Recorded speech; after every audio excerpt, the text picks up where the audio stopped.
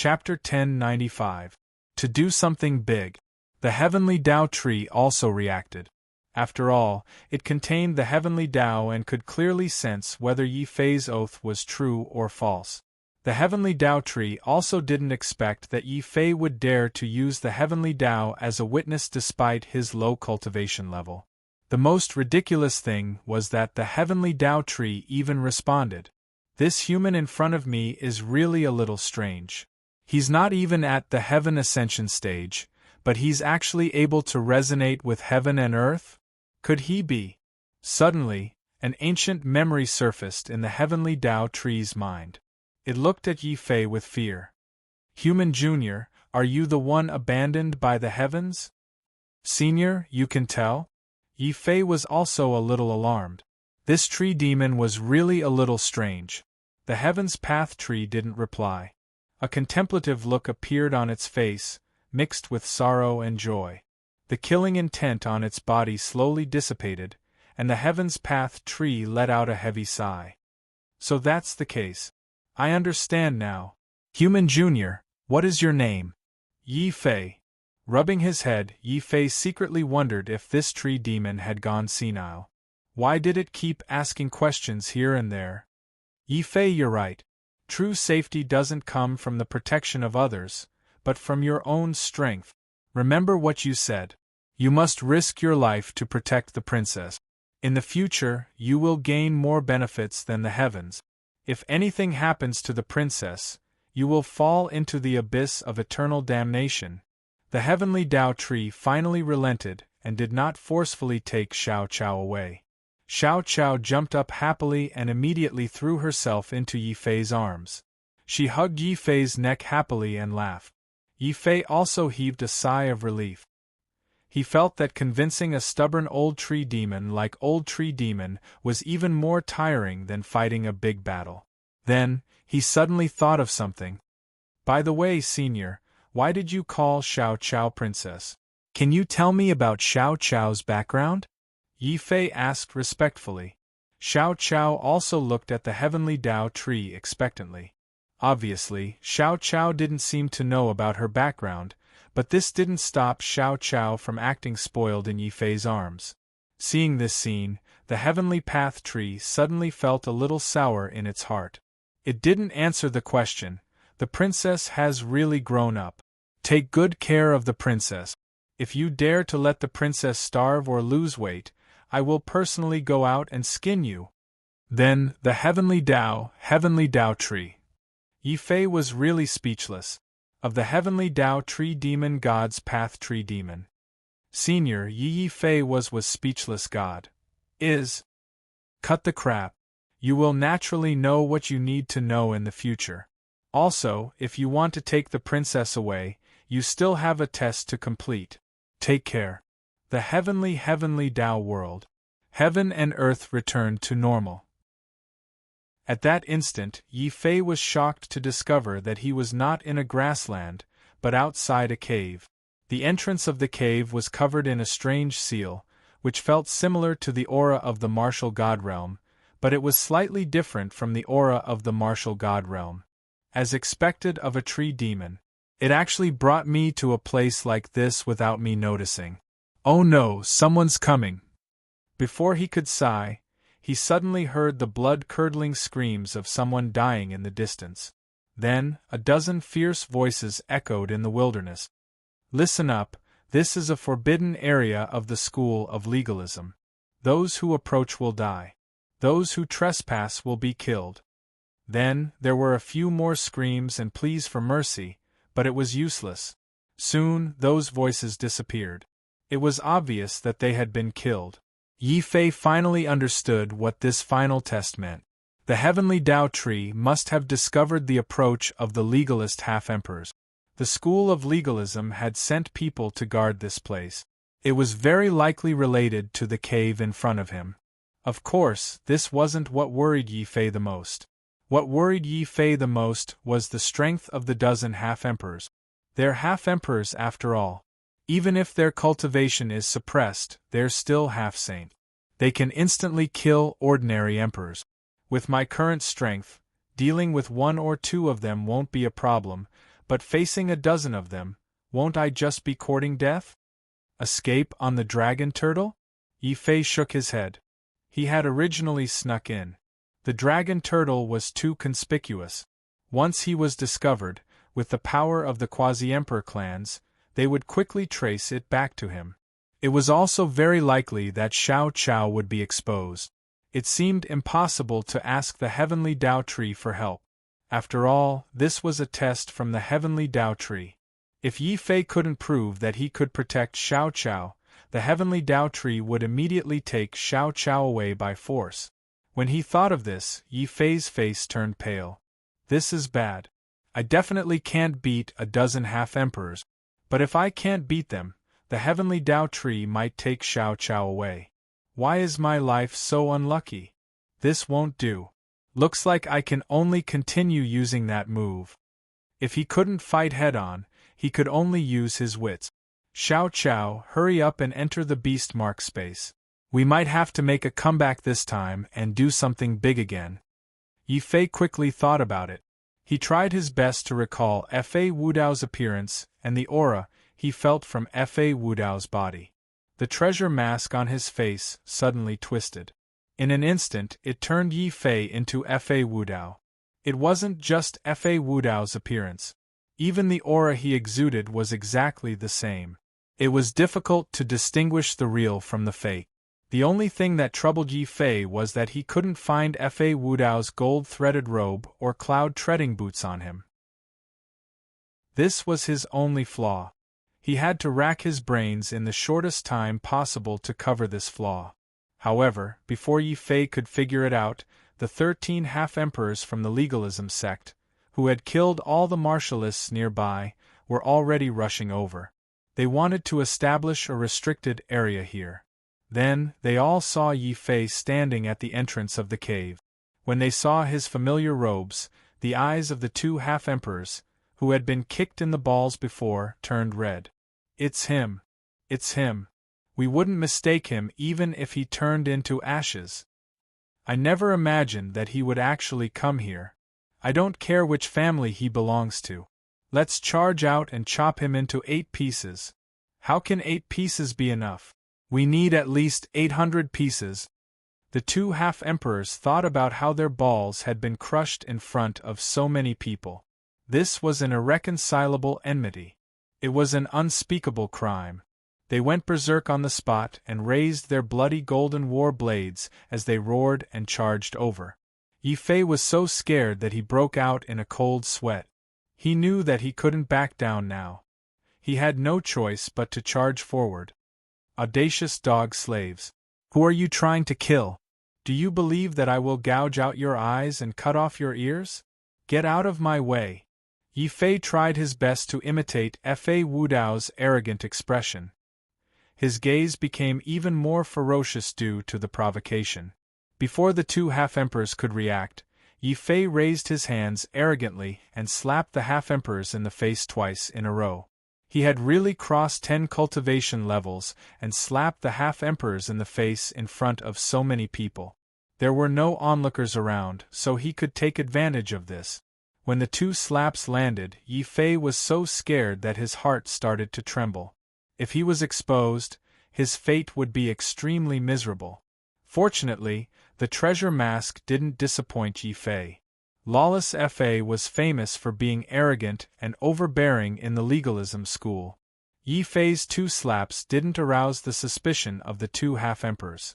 When they saw that the person they were about to attack was actually the first young master of the legalism school, the 2 half-emperors almost fainted from fright. They covered their swollen faces and knelt down to beg for mercy. "Young master, please spare us. We didn't know it was you." Chapter 1096. Don't be afraid. In the end, not only did Lawless Fa have a high status in the school of legalism, but he was also surrounded every time he went out. It was simply impossible for him to go out alone and dressed so shabbily. If it wasn't for the fact that Yi Fei's appearance and aura were exactly the same as Lawless Fa's, these half-emperors would have become suspicious. Even now, despite calling Yi Fei young lord and acknowledging lawless Fei's identity, their eyes were still constantly sizing up Yi Fei, trying to find a flaw in his impersonation. Sensing the gazes of these half-emperors, Yi Fei felt a chill down his spine. At this moment, he was filled with regret. He shouldn't have been so confident. If he knew that the 13 half-emperors would chase him all the way here, he would have been thick-skinned and followed the heavenly Tao tree into the strange space inside the cave. But now it was too late to regret. Yi Fei had already checked the cave before these half-emperors arrived. There was a very powerful restriction on the cave. Unless the cave was opened on its own initiative, it would be impossible for outsiders to enter. I can't be afraid, I can't be afraid. I've already kicked their balls and slapped their faces. If I'm exposed, these half-emperors will tear me apart. When Yi Fei understood this point, and faintly sensed the hostility in the eyes of these half-emperors, he made up his mind and clenched his teeth. He gathered his courage, and pointed at the noses of the half-emperors in front of him, cursing them. How dare you?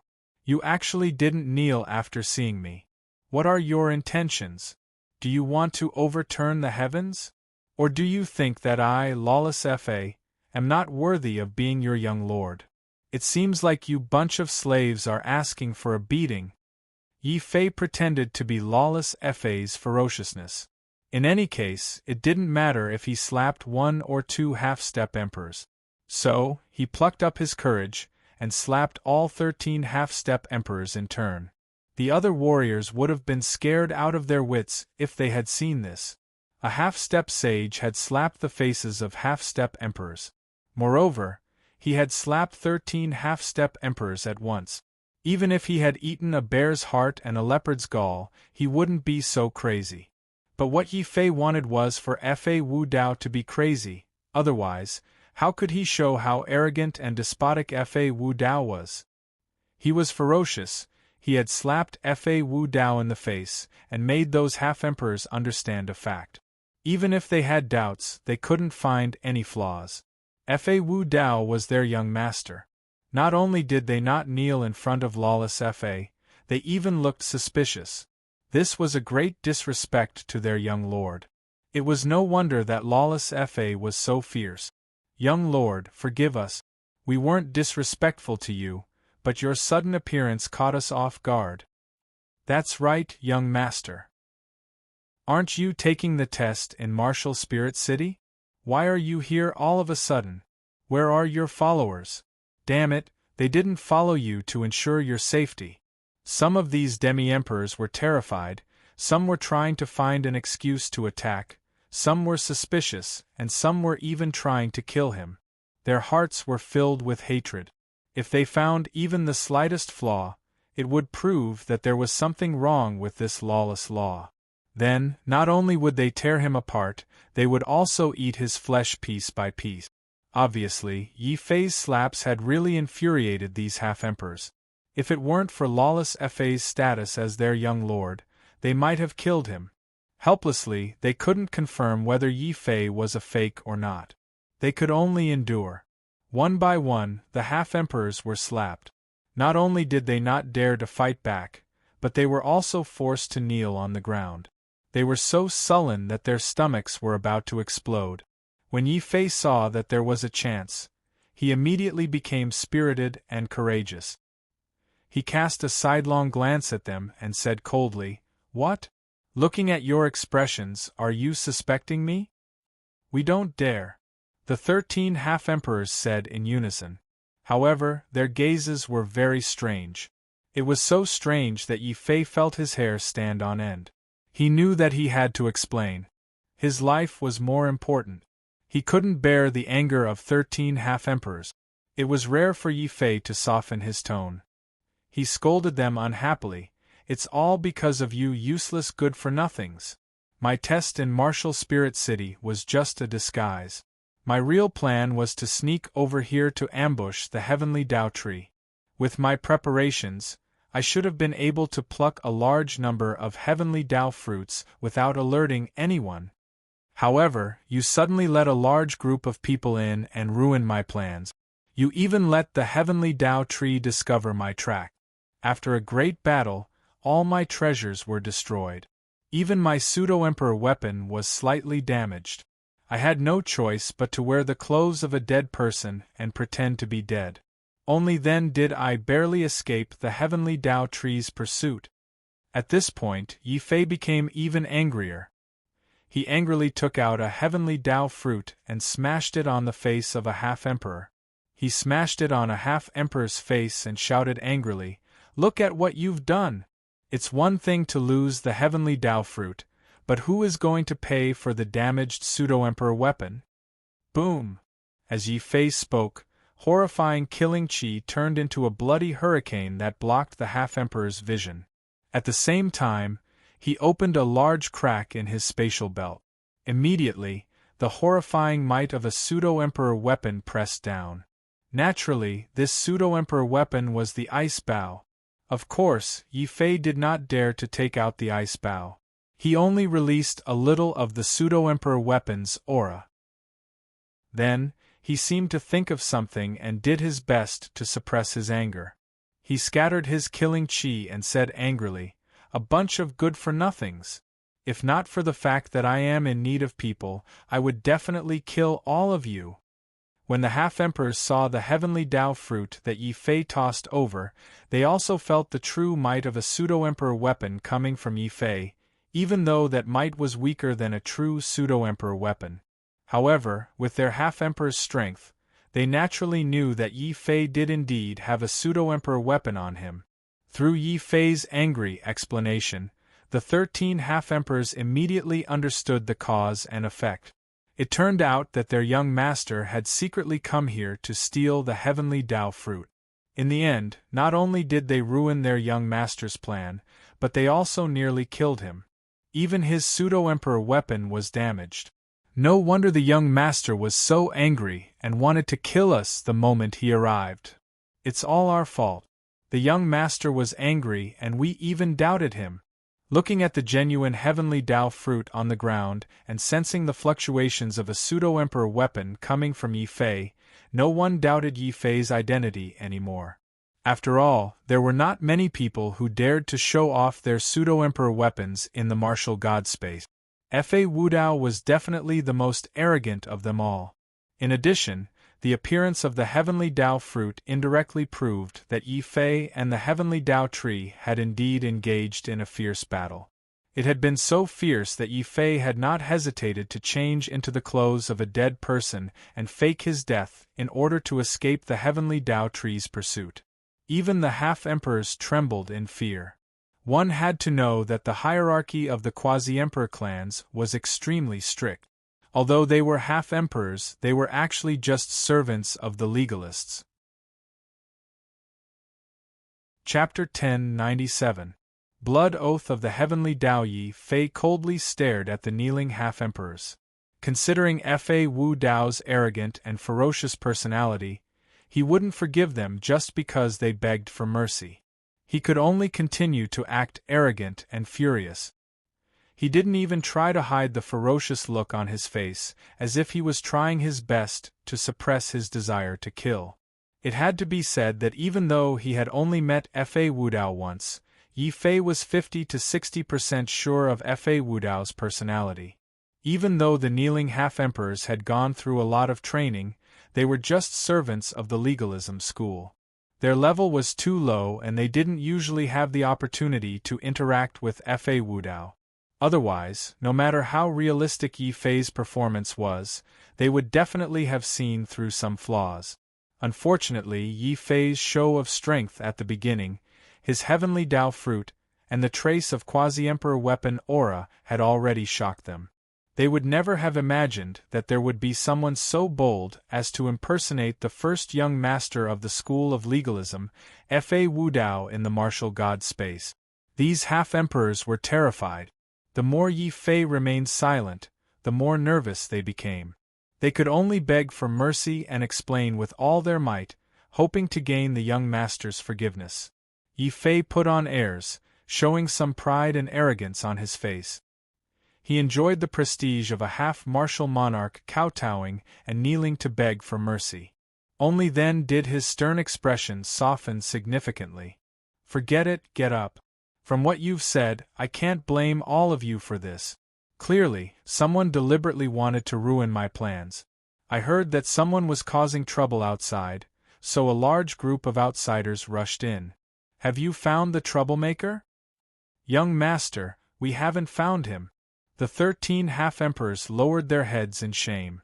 Even though they felt that Yi Fei's clothes were quite similar to that troublemaker's, they naturally didn't dare to suspect Yi Fei. They just thought that Yi Fei's clothes were exactly the same as that troublemaker's.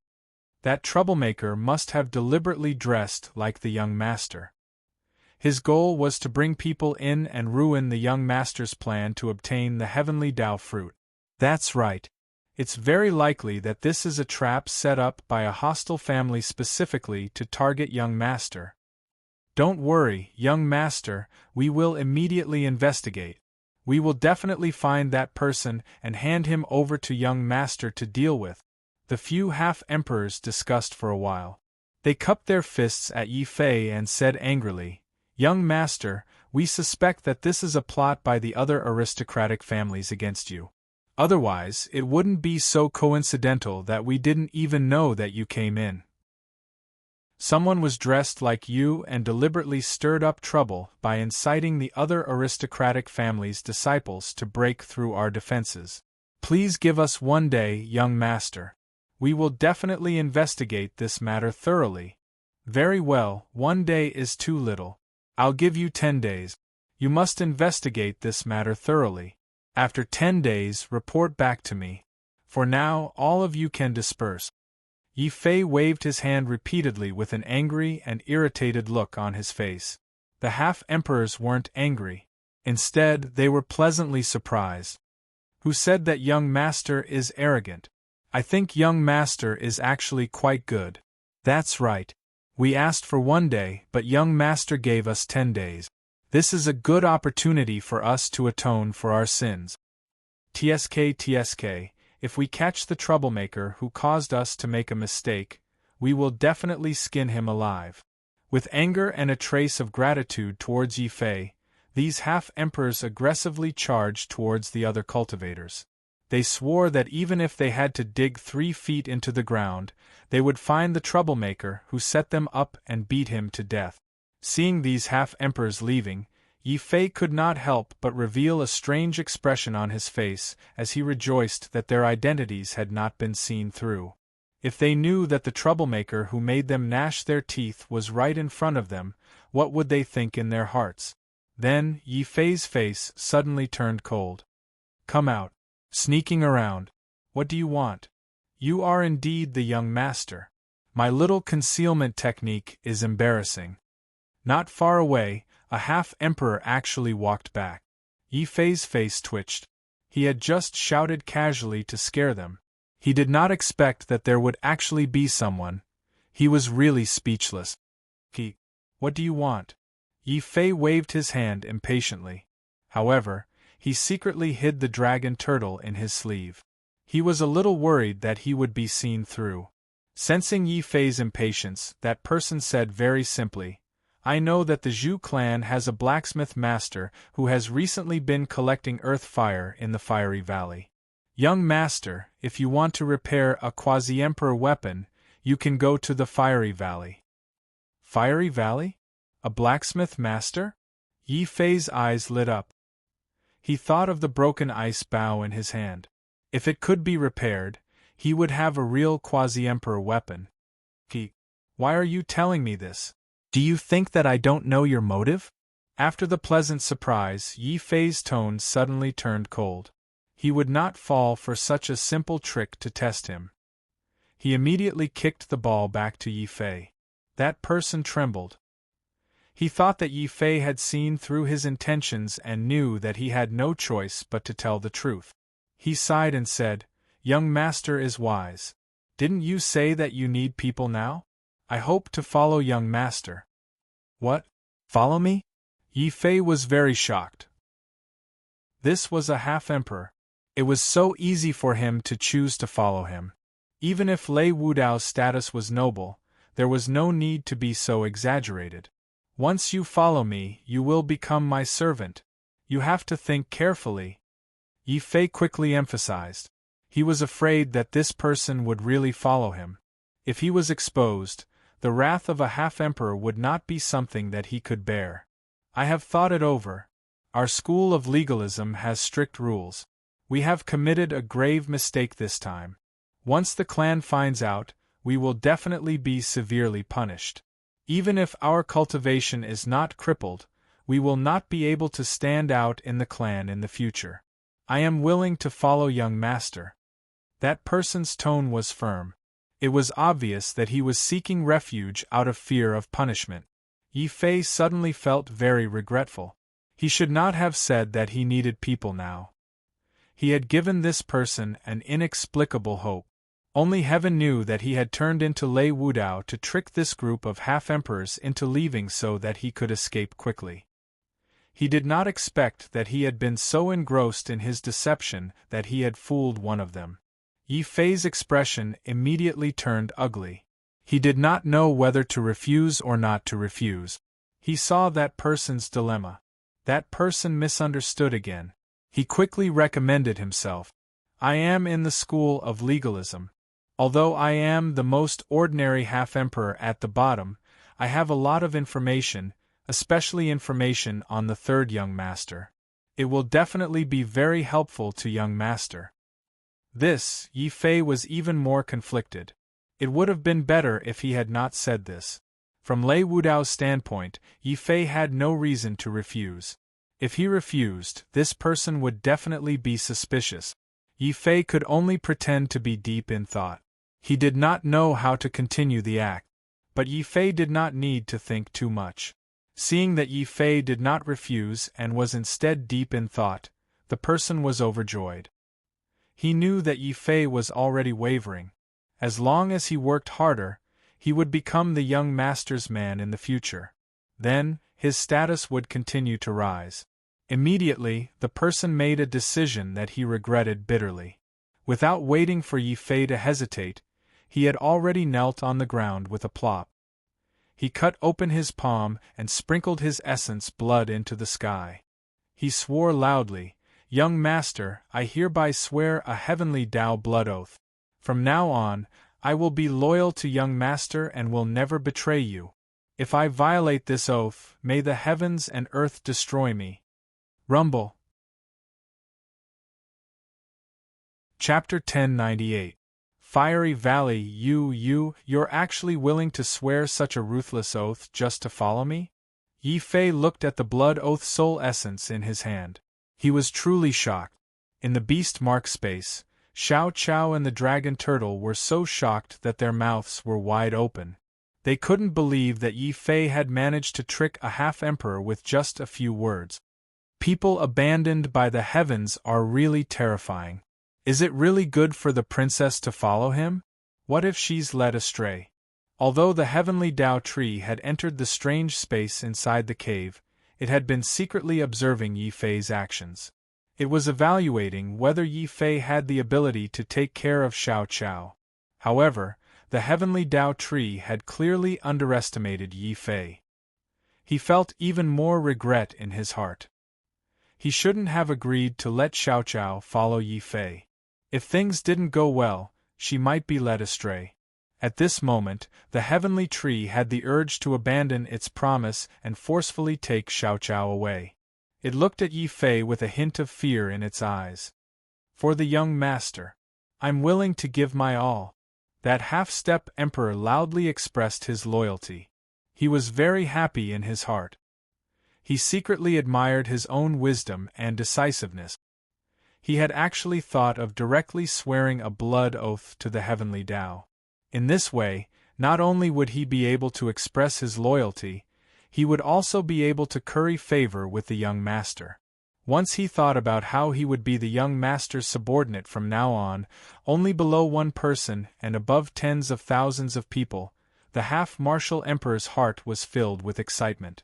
Facing such a fervent gaze, Yi Fei knew that if he didn't agree to this person's loyalty, his identity as the young master of the school of legalism would be exposed.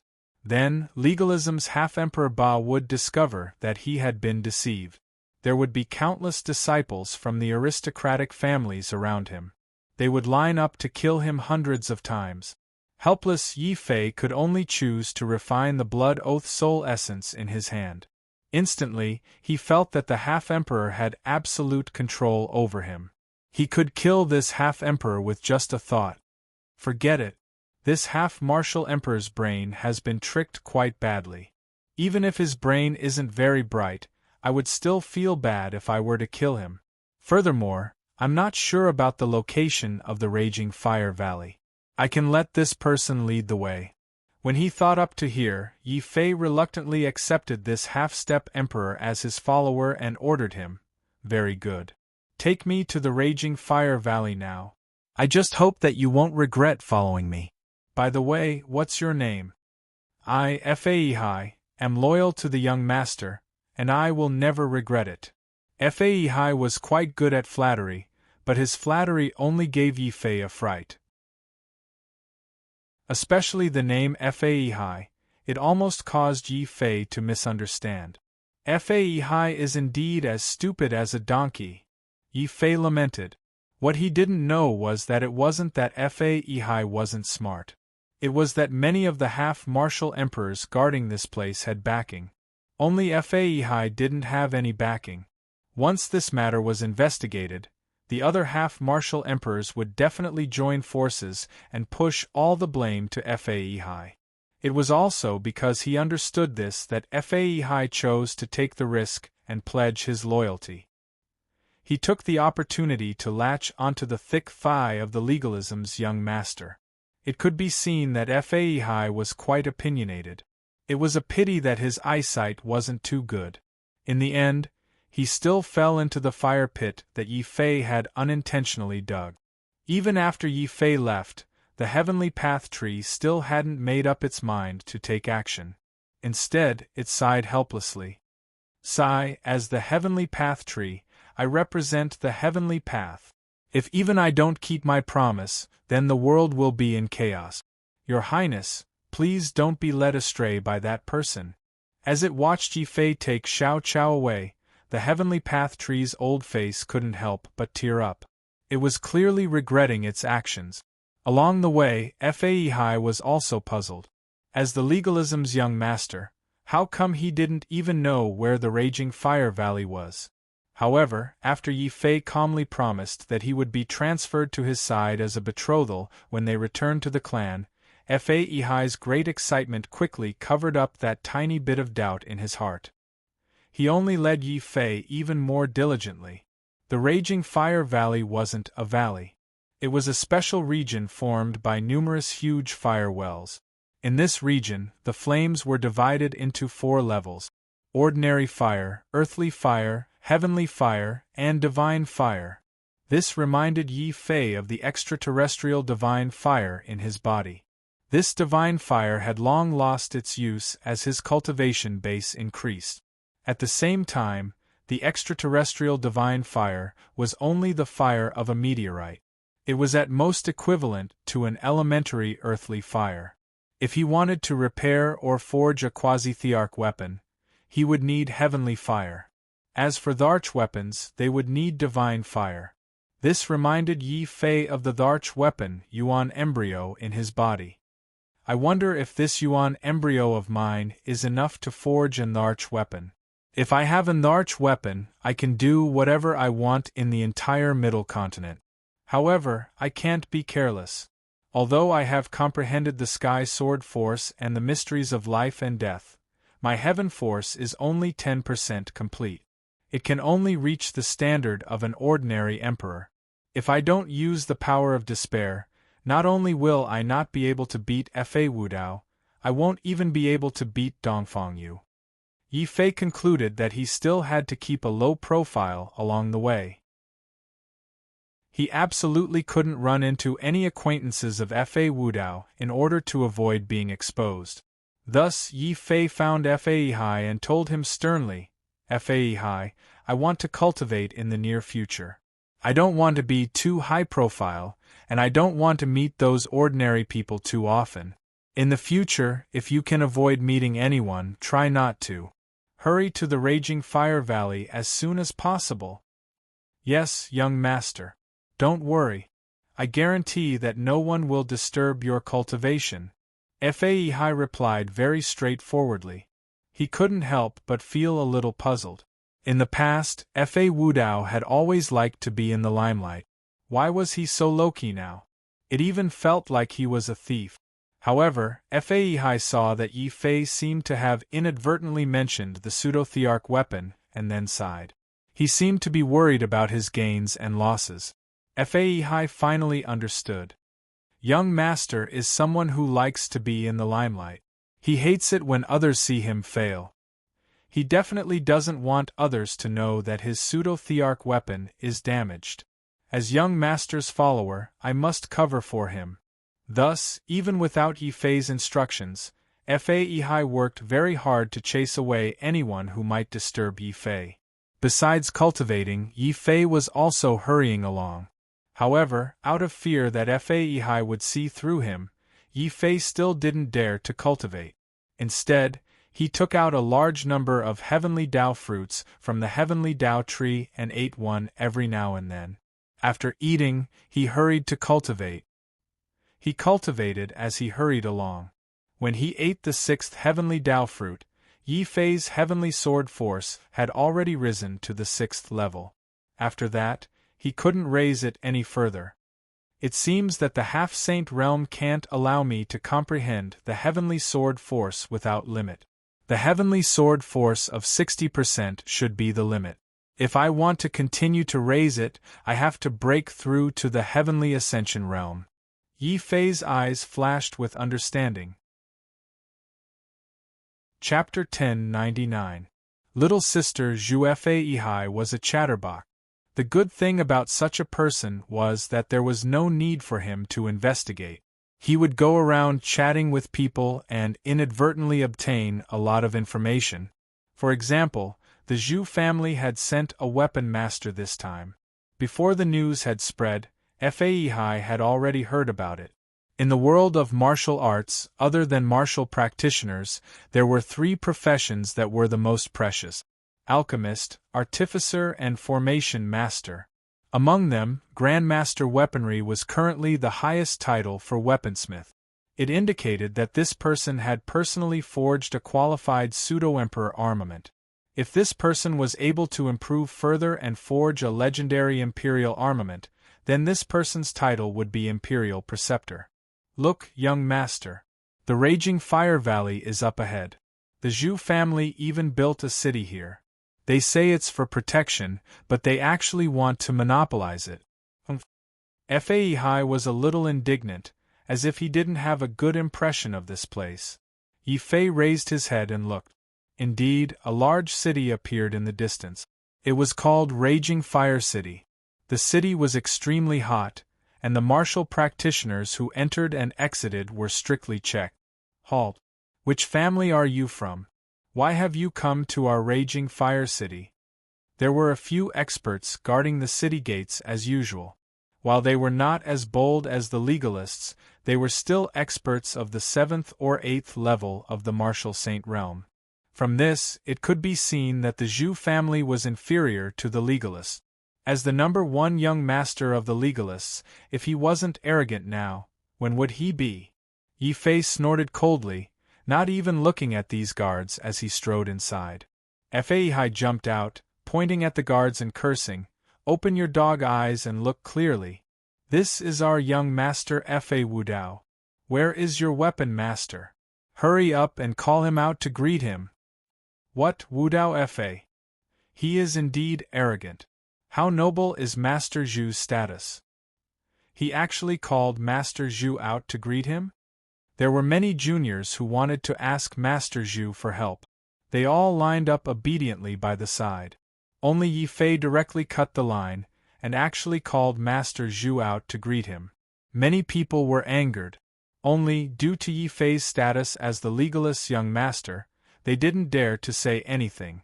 The Zhu family's power was indeed inferior to the legalists. Hearing that it was Fa Wudao, even though Master Zhu was extremely unwilling, he had to take the initiative to greet him. He said in a neutral tone, "Young Master Fa, why are you looking for me?" "Senior, it's like this. My quasi-emperor weapon is damaged. I wonder if Senior can repair it?" Yi Fei's attitude was very sincere. After all, he still needed to rely on this weapon master in front of him to repair the ice bow. His attitude made Master Zhu a little surprised. However, when he thought of how Yi Fei had come to beg him, his attitude was understandable.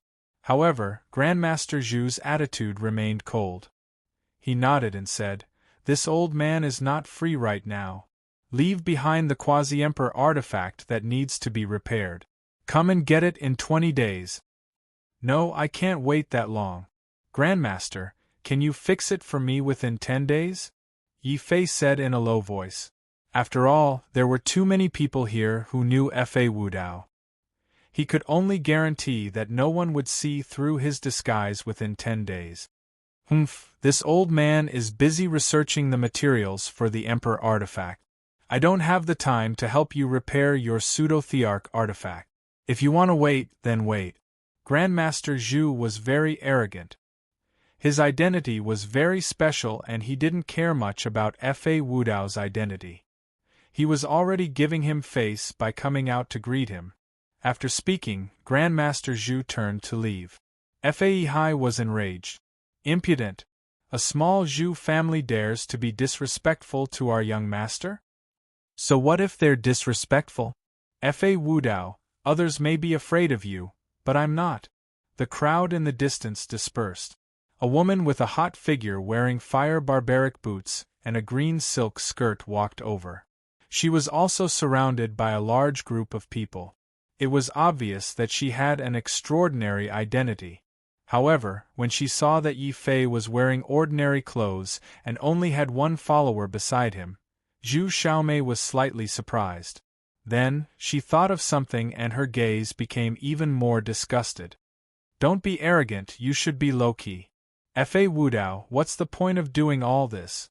Get out of the fiery valley immediately so that you don't dirty my eyes." "Haha, I didn't expect the little princess of the Zhu family to be here. How can Fa Wudao be arrogant now?" Zhu Xiaomei's appearance shocked the surrounding warriors. Many of them revealed expressions of schadenfreude. It could be seen how bad Fa Wudao's relationship with others was. Yi Fei felt ashamed. At the same time, he felt that the hot woman in front of him didn't come with good intentions. She seemed to be familiar with Fa Wudao. His heart felt weak, but he decided not to talk to her. He simply ignored the woman and cupped his hands towards Grandmaster Zhu. "Grandmaster Zhu, I only have 10 days.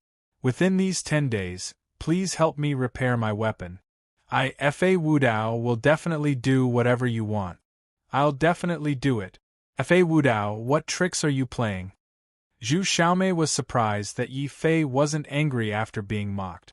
However, no matter what, she didn't have any good feelings towards Fa Wudao. She even had a faint hatred towards him. At this moment, Fa Wudao obviously had a request for Grandmaster Zhu. Zhu Xiaomei rolled her eyes and directly instructed Grandmaster Zhu. 13th Uncle, didn't you agree to help me refine weapons in these 10 days? How can you help someone else? Cough cough. That's right. Young Master of the Legalists, I'm really sorry. I'm a member of the Zhu family, so I have to prioritize refining weapons for the family. You should find someone better qualified, Grandmaster Zhu said apologetically as he nodded his head. However, Yi Fei could tell at a glance that Grandmaster Zhu's apology wasn't sincere. Prioritizing the family was just an excuse to cooperate with the hot woman to reject him.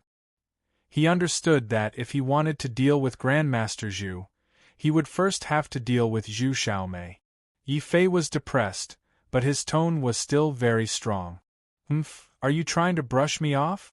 Are you looking down on my legalism? Name a price. What will it take for you to help me repair my weapon in 10 days? His words stunned Zhu Xiaomei and Grandmaster Zhu. Yi Fei had even brought up the legalist. If they rejected Yi Fei, it would be the same as rejecting the legalist. Even if the Zhu family's status was special, they couldn't afford to offend the legalists. Grandmaster Zhu didn't dare continue with Zhu Xiaomei's nonsense. Instead, he advised her in a low voice, "Third Miss, although Fa Wudao is arrogant and has a bad character, he is still the first young master of the legalists. Right now, it's not appropriate for the Zhu family to become enemies with the legalists. It's only because of his bloodline that he can act so tyrannically. What's so great about him? If I can't reject him, I'll disgust him to death." Zhu Xiaomei was furious. She hadn't expected Yi Fei to bring up the legalists to deal with her. She wasn't someone to be trifled with either. She immediately retorted, "Fa Wudao, other people might be afraid of the legalists, but I'm not. Don't you want to repair your weapon? Sure, take out 10 billion high-grade spirit stones if you have the ability. I'll immediately get 13th uncle to repair it for you in 10 days. If you can't, then I'll have to trouble you to line up outside obediently." That's right. Line up. What's so great about being the young master of the legalists? We've already been waiting here for a few days. What right do you have to beat us to it? Chapter 1100. Just wait and see. Young master. Fei Hai was a little worried. After all, he was the one who brought Yi Fei here. If Yi Fei was humiliated here, he would definitely vent his anger on Fei Hai. "Don't worry, it's none of your business." Yi Fei took good care of his first follower and did not have any intention of venting his anger on Fei Hai. However, Yi Fei was very depressed about Zhu Xiaomei. "Who did I offend? I only wanted to repair my weapon, but I actually met my enemy." That's right.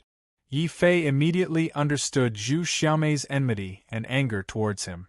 This woman in front of him was probably one of Fa Wudao's enemies.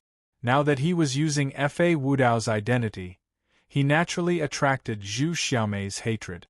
Yi Fei felt wronged, but this was his best chance to repair his quasi-emperor weapon.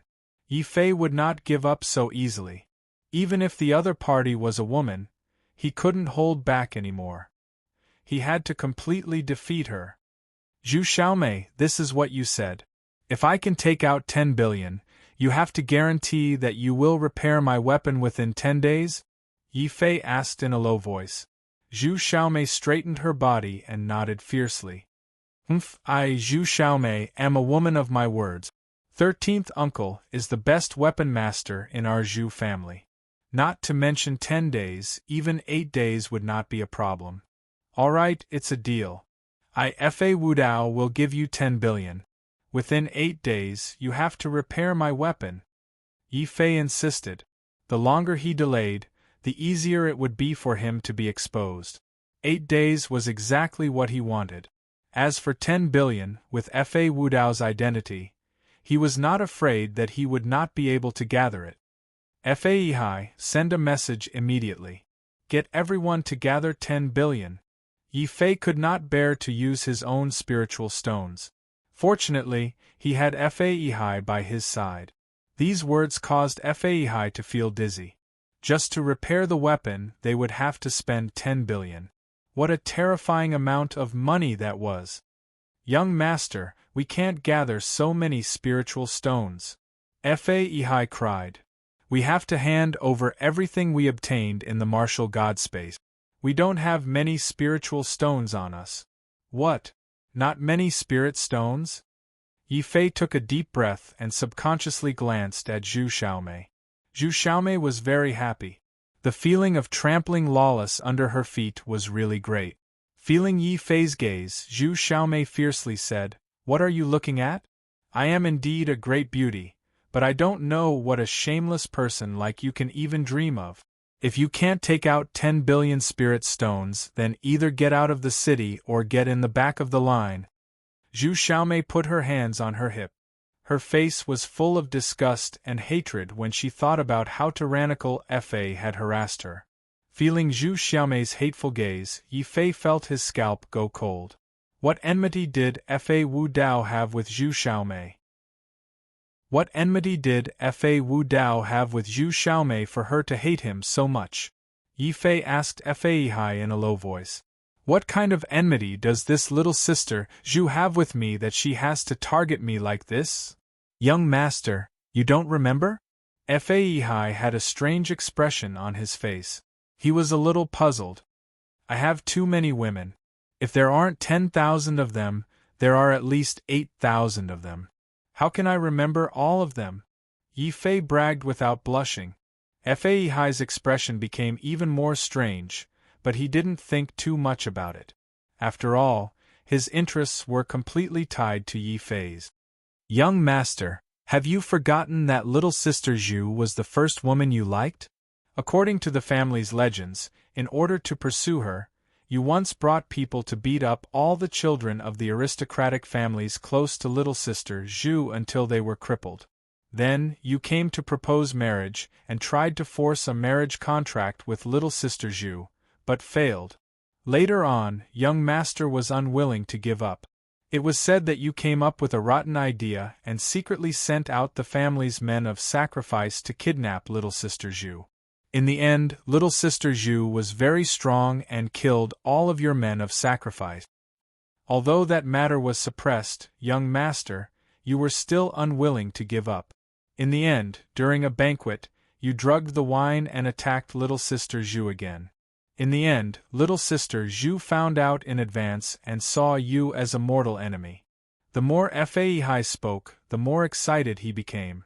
Who knew how many rumors he had heard? Yi Fei felt a chill run down his spine when he heard these words. Kidnapping the bride? Kidnapping? And shamelessly drugging her in the end? Fa Wu Dao's methods were getting worse and worse. It was no wonder that little sister Zhu was so against him. The Zhu family knew that the legalists were powerful and had deliberately restrained themselves. Who would have thought that I, Yi Fei, who has been wise all my life, would unknowingly become the scapegoat for lawless Fa. I really feel wronged. However, in order to repair the ice bow, I cannot admit defeat. Yi Fei's fighting spirit was ignited when he thought of this. He shot a cold glance at little sister Zhu before regaining his arrogance. It's just a mere 10 billion spirit stones. I, Fa Wu Dao, do not lack spirit stones. Grandmaster Zhu, please help me repair my weapon now. When I return to the legalists, I, Fa Wu Dao, will naturally hand over the 10 billion spirit stones. It became lawless law. Even if it was on credit, Yi Fei would do it with boundless heroism. Many female cultivators were infatuated with him. Grandmaster Zhu was shocked.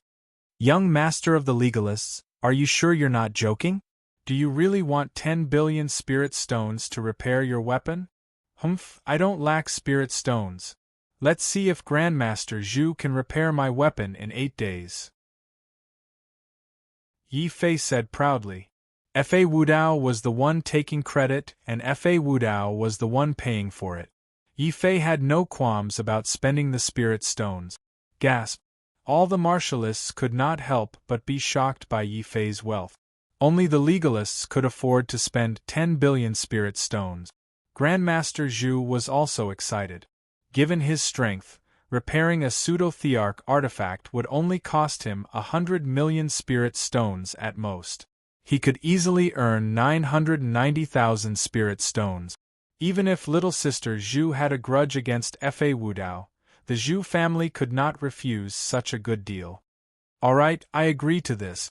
Grandmaster Zhu was about to nod his head. Hold on, words are no guarantee. 10 billion spirit stones is not a small amount. Who knows if he will renege on his promise?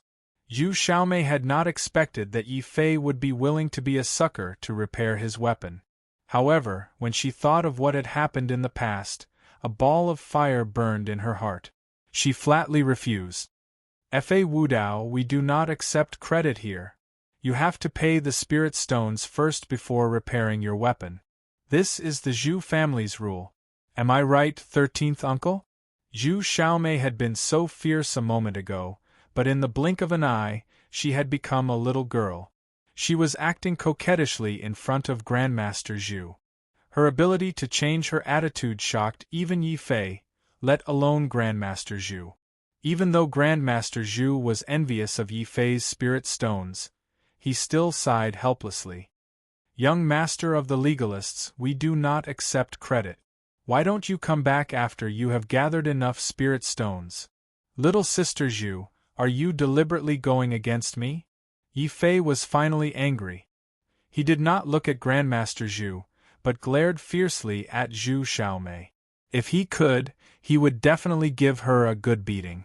However, this was the Raging Fire Valley, so he did not even have the chance to do so. Zhu Xiaomei was even more fearless in her own territory. She put on an innocent expression and said, "Fa Wudao, although you are scum, I, Zhu Xiaomei, have always been a person who deals with things, not people. If you take out 10 billion spirit stones, we'll immediately fix it for you. If you can't, then scram back to where you came from." Zhu Xiaomei even laughed in the end. She felt that she had finally trampled Fa Wudao to the ground and vented her anger. If the person in front of her was really Fa Wudao, he would definitely be roaring in anger.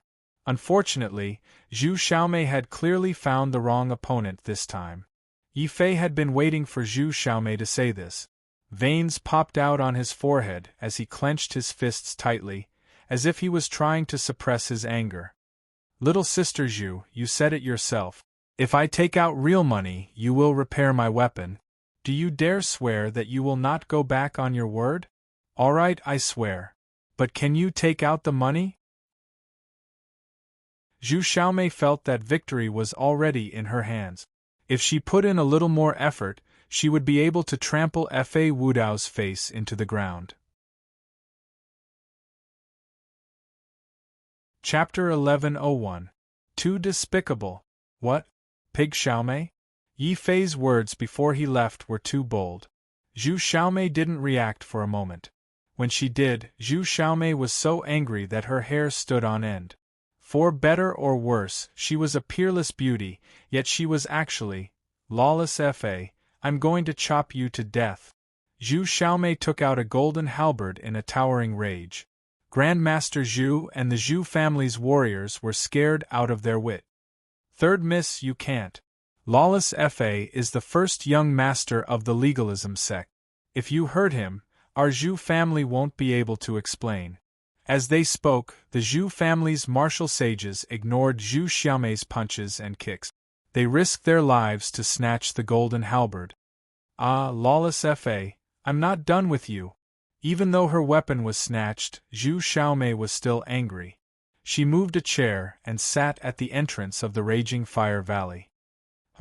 Even if I can't chop you to death, I'll disgust you to death. As long as I'm here, you can forget about taking a step into the Raging Fire Valley. Zhu Xiaomei's tantrum caused the nearby aristocratic family's disciples to wail. They secretly cursed Yi Fei for cutting the queue. Why did he have to provoke Zhu Xiaomei, this tigress? Now that the tigress was angry, who would have the guts to go around Zhu Xiaomei and ask Grandmaster Zhu to help them forge weapons? This lawless Fa is getting more and more arrogant. He only knows how to bully people with his bloodline. There are many people stronger than him in our aristocratic family. He actually dared to call Fairy Zhu a pig. He better not meet me. Otherwise, I'll definitely beat him to death to vent Fairy Zhu's anger, before that person could finish speaking. At this time, a hand suddenly landed on his shoulder. "Brother, you want to beat me to death to vent Zhu Xiaomei's anger?" That person's body stiffened. He turned his head mechanically and looked at Yi Fei, who patted his shoulder. "Fa, lawless Fa. That's right, it's me, Lawless Law. You had a great time scolding me." Yi Fei smiled. The more he smiled, the scarier it was.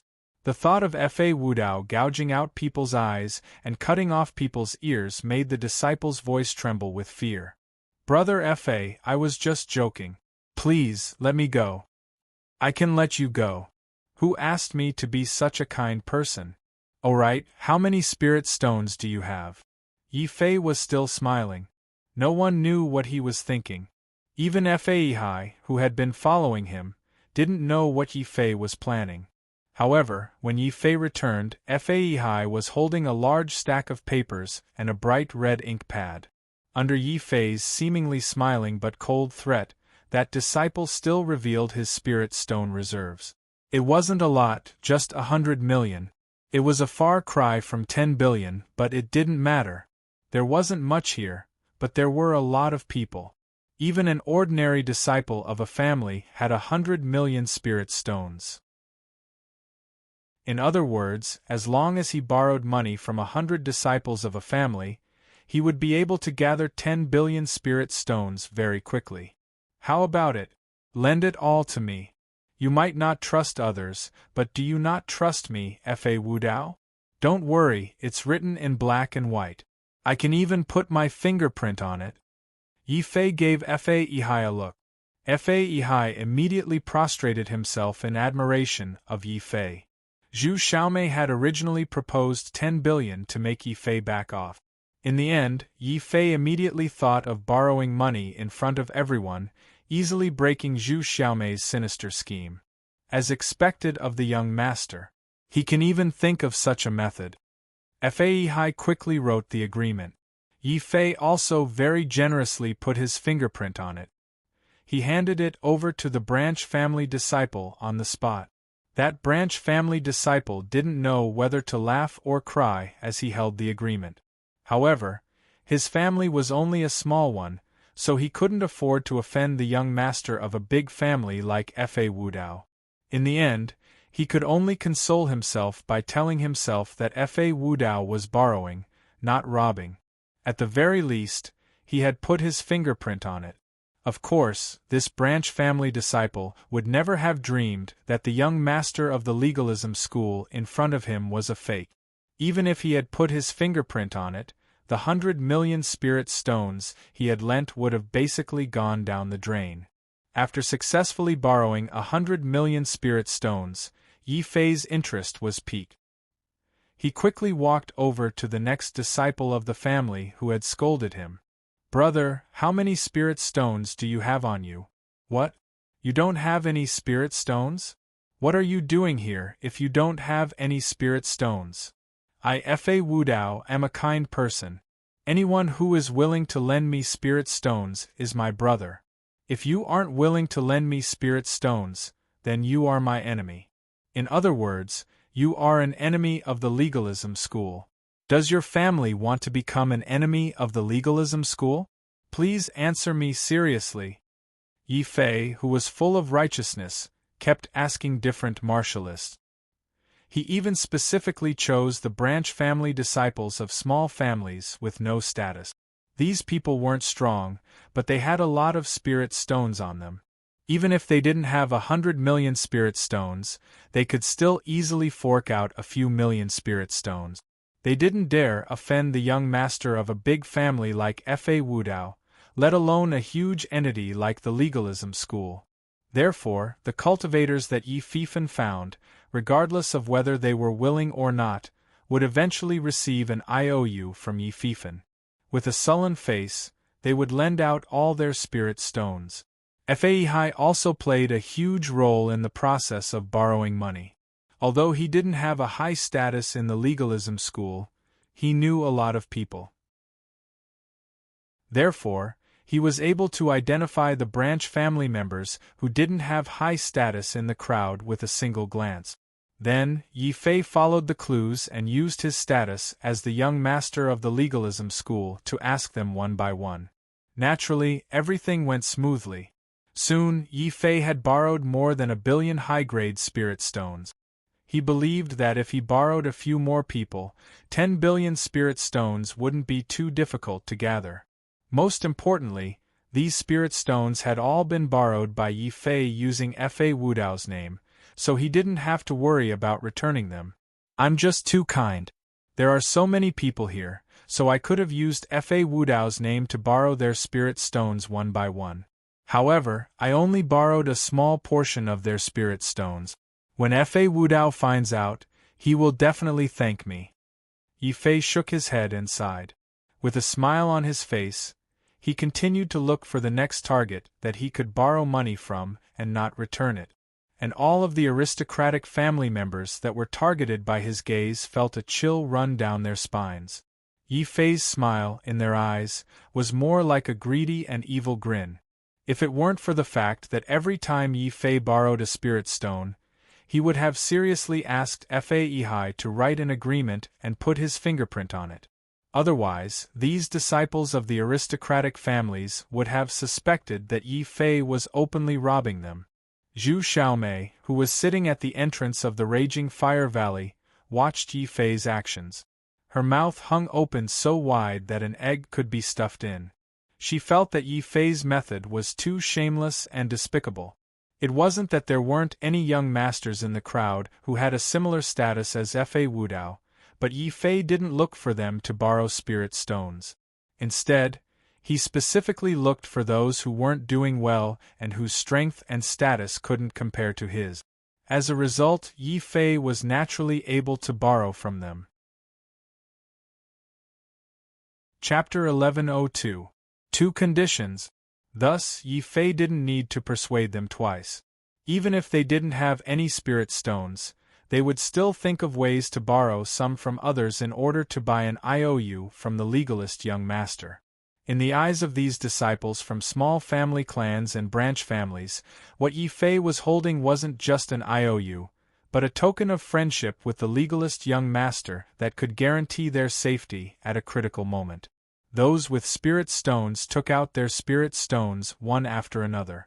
Those who didn't had to cough up this sum of spirit stones even if they had to hold back their tears.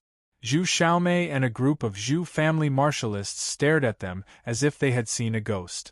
In less than an hour, Yi Fei had used an extremely strange method to gather 10 billion spirit stones, which would have been enough to make any martialist back off.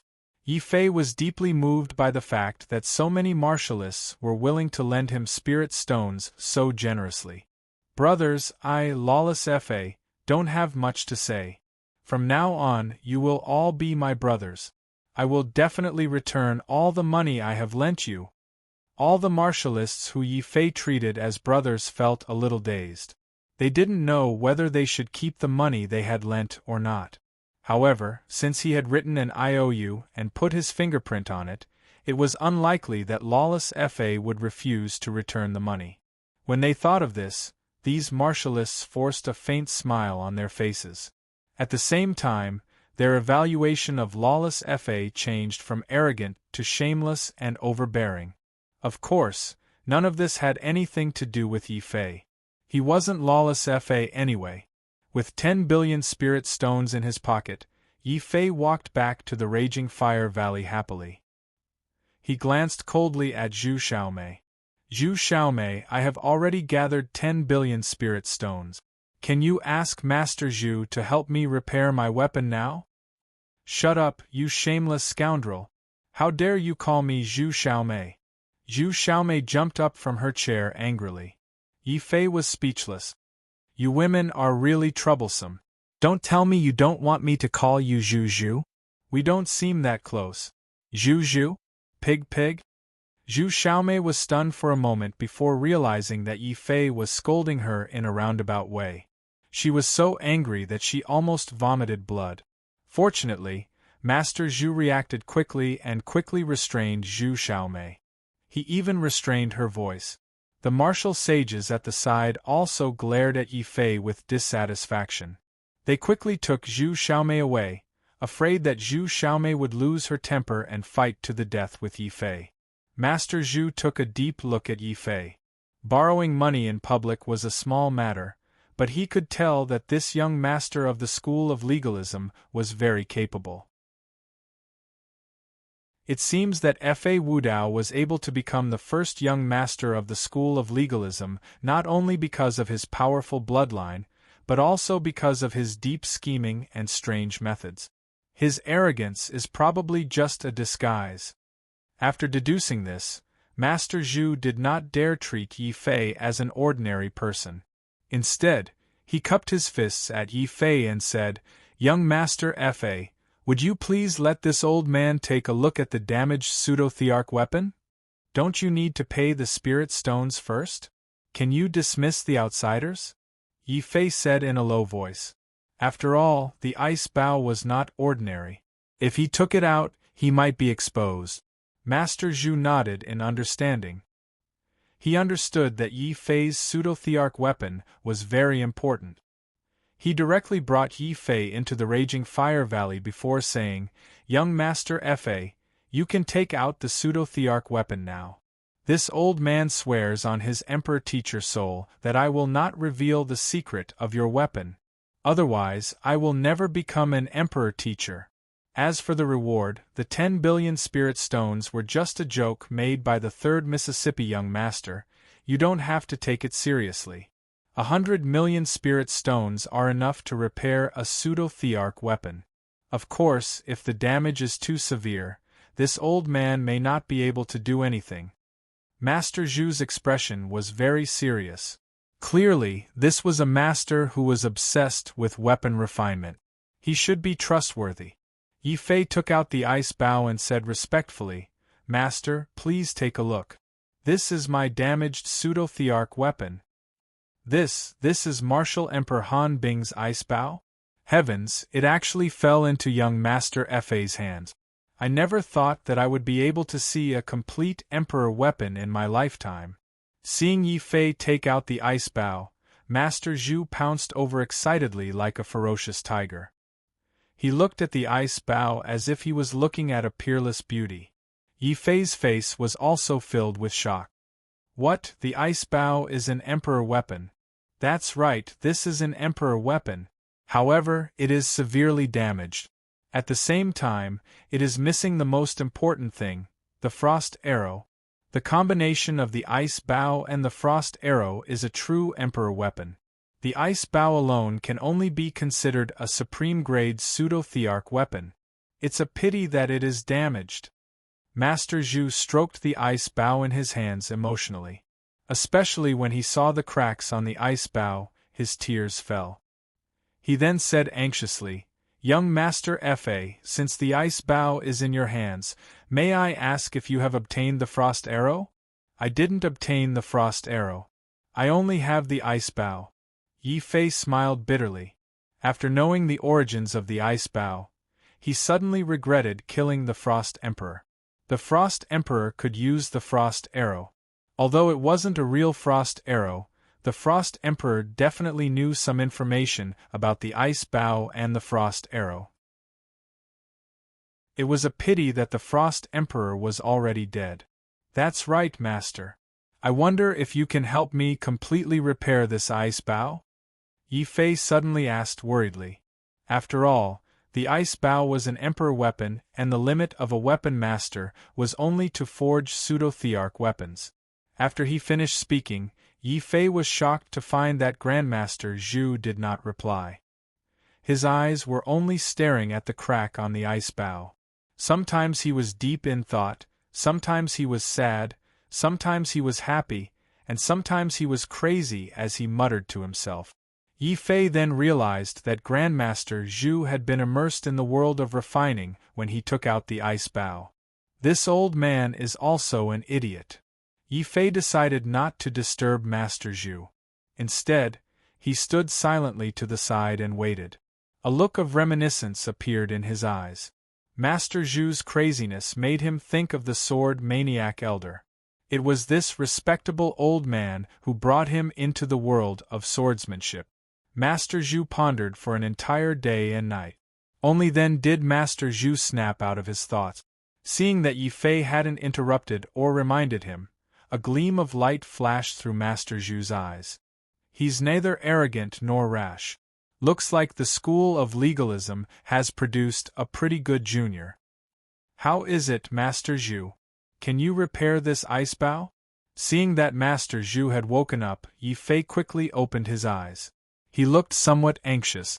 Grandmaster Zhu laughed heartily. He was brimming with confidence. His confidence had even transformed into a peculiar telekinesis.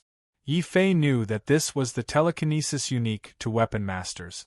The stronger the telekinesis, the higher the level of the weapon master. When the telekinesis materialized, Master Zhu would break through from weapon master to imperial preceptor.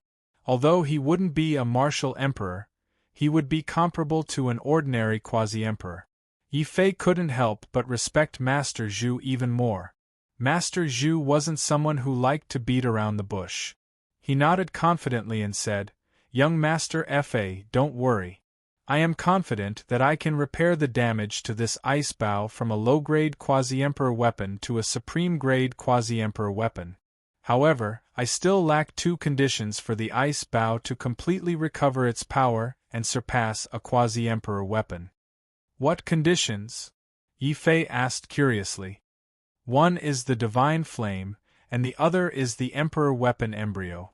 If I have these 2 things, I can guarantee that I can completely repair this ice bow." Master Zhu's face was filled with pride. However, this pride quickly turned into deep regret. Chapter 1103. Collecting the Divine Fire Heaven's Chosen? Leaving his name? Yi Fei's expression became extremely strange when he heard Grandmaster Zhu's words.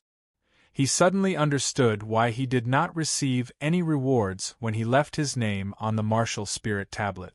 It seemed like entering the raging Inferno Valley and obtaining the divine fire was the hidden reward for leaving his name on the martial spirit tablet. After all, obtaining the divine fire was undoubtedly 100 times more precious than increasing one's power of heaven. And the divine fire was the key to forging an emperor weapon. Understanding this point, Yi Fei's heart suddenly became excited.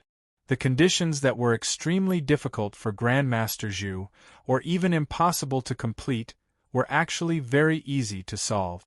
"Grandmaster Zhu, do you think this Emperor Armament embryo can repair the damage to the ice bow?" Yi Fei decided to throw caution to the wind. Since he knew that the ice bow was an Emperor weapon, even if it was only half of an Emperor weapon, he had to completely repair the ice bow. Only a weapon master like Grandmaster Zhu could completely repair the ice bow. Grandmaster Zhu looked at the item in Yi Fei's hand in shock. His eyes widened and he almost went crazy. Heavens, this is an Emperor Armament embryo, and it's such a large piece of it. What a pity, what a pity, what a pity. Such an Emperor Armament embryo can completely repair the ice bow. It's been hundreds of years since anyone other than the Tian Fa Quasi-Emperor has been able to leave their name on the martial spirit tablet's heaven and earth ranking. Grandmaster Zhu's eyes dimmed after his pleasant surprise. He was like a peerless swordsman who saw a treasured sword but was unable to possess it. His heart was filled with pain. "Ha ha ha, Grandmaster Zhu, don't worry. It's just the heaven and earth ranking. I, Wudao Fa, have passed through Martial Spirit City before coming to the Raging Inferno Valley and tested the Martial Spirit Tablet. I've also left my name on the Heaven and Earth ranking." Yi Fei smiled proudly. He was actually rather nervous. He was gambling.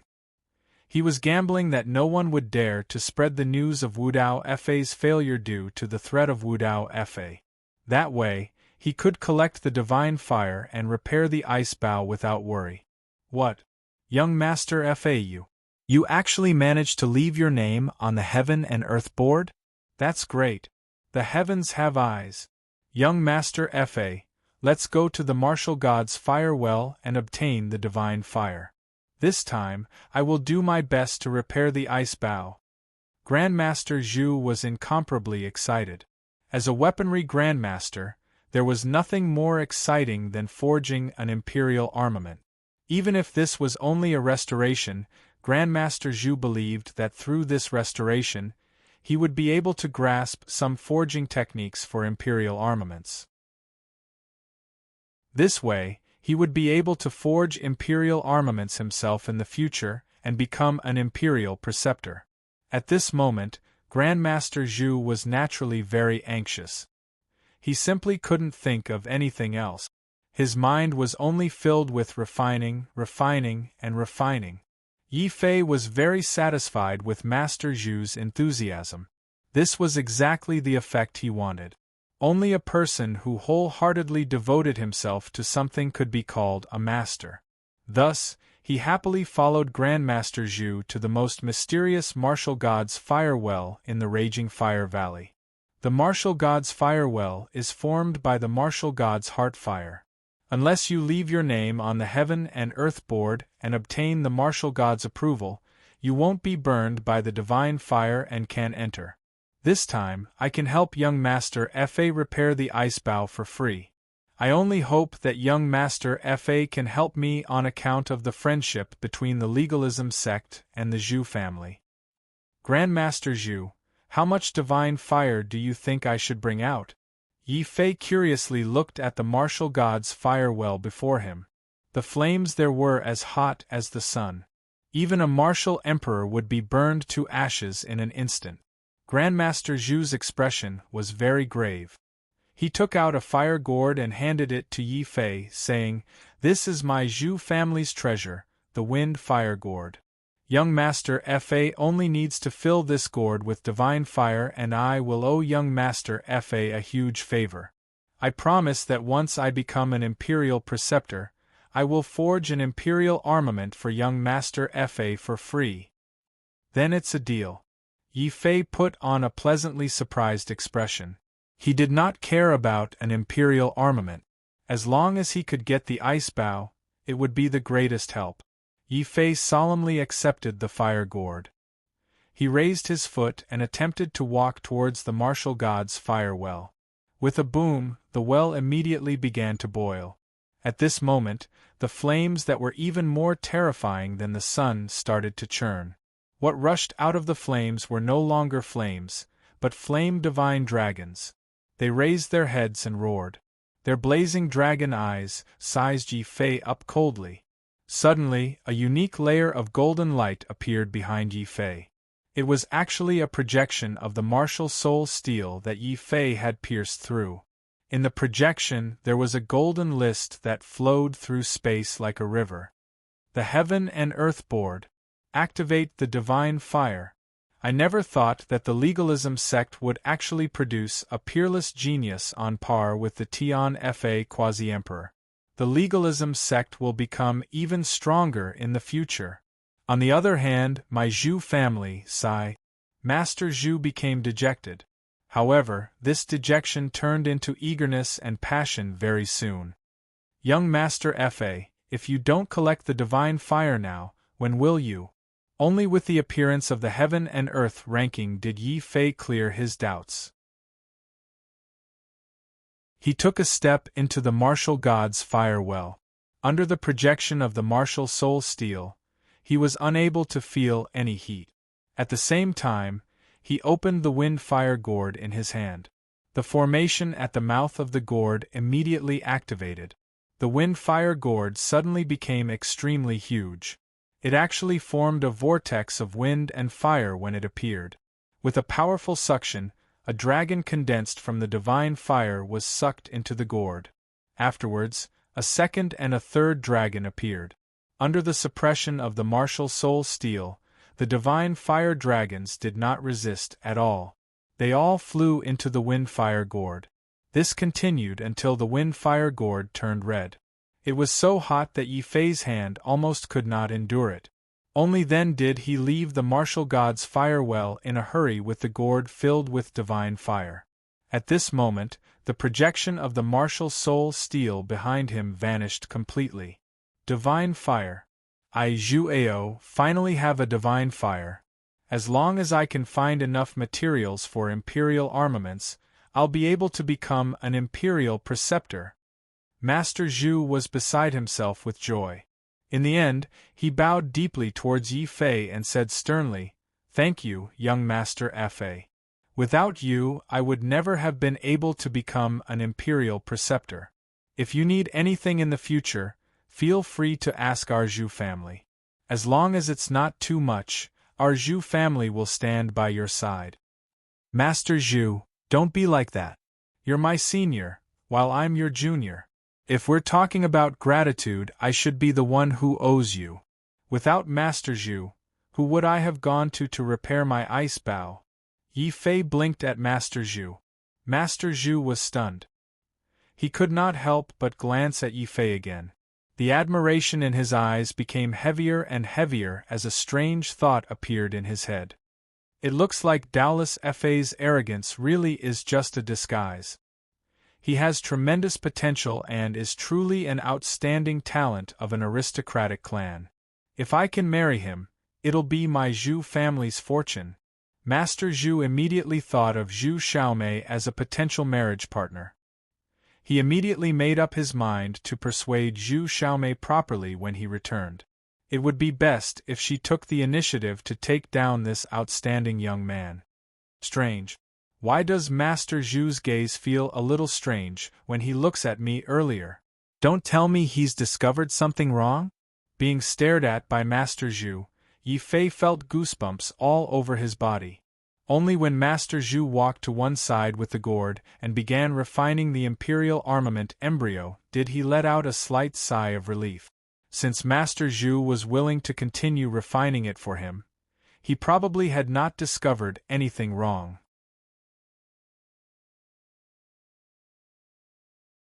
Chapter 1104. Two young masters. Grandmaster Zhu's refining technique was very unique. He didn't use quintessential origin energy to refine the weapons. Instead, he used telekinesis. A weapon Grandmaster's telekinesis was enormous. With Grandmaster Zhu's telekinesis, a four-sided fire cauldron appeared in front of Yi Fei. His emperor weapon origin embryo was floating above the fire cauldron. Wisps of divine fire were quickly released from the wind-fire gourd. The flames were extremely thin, falling from the sky like a drizzle. A beautiful fire rain burst out and silently seeped into the embryonic emperor weapon. After being washed by the fire rain, the embryonic emperor weapon gradually turned red.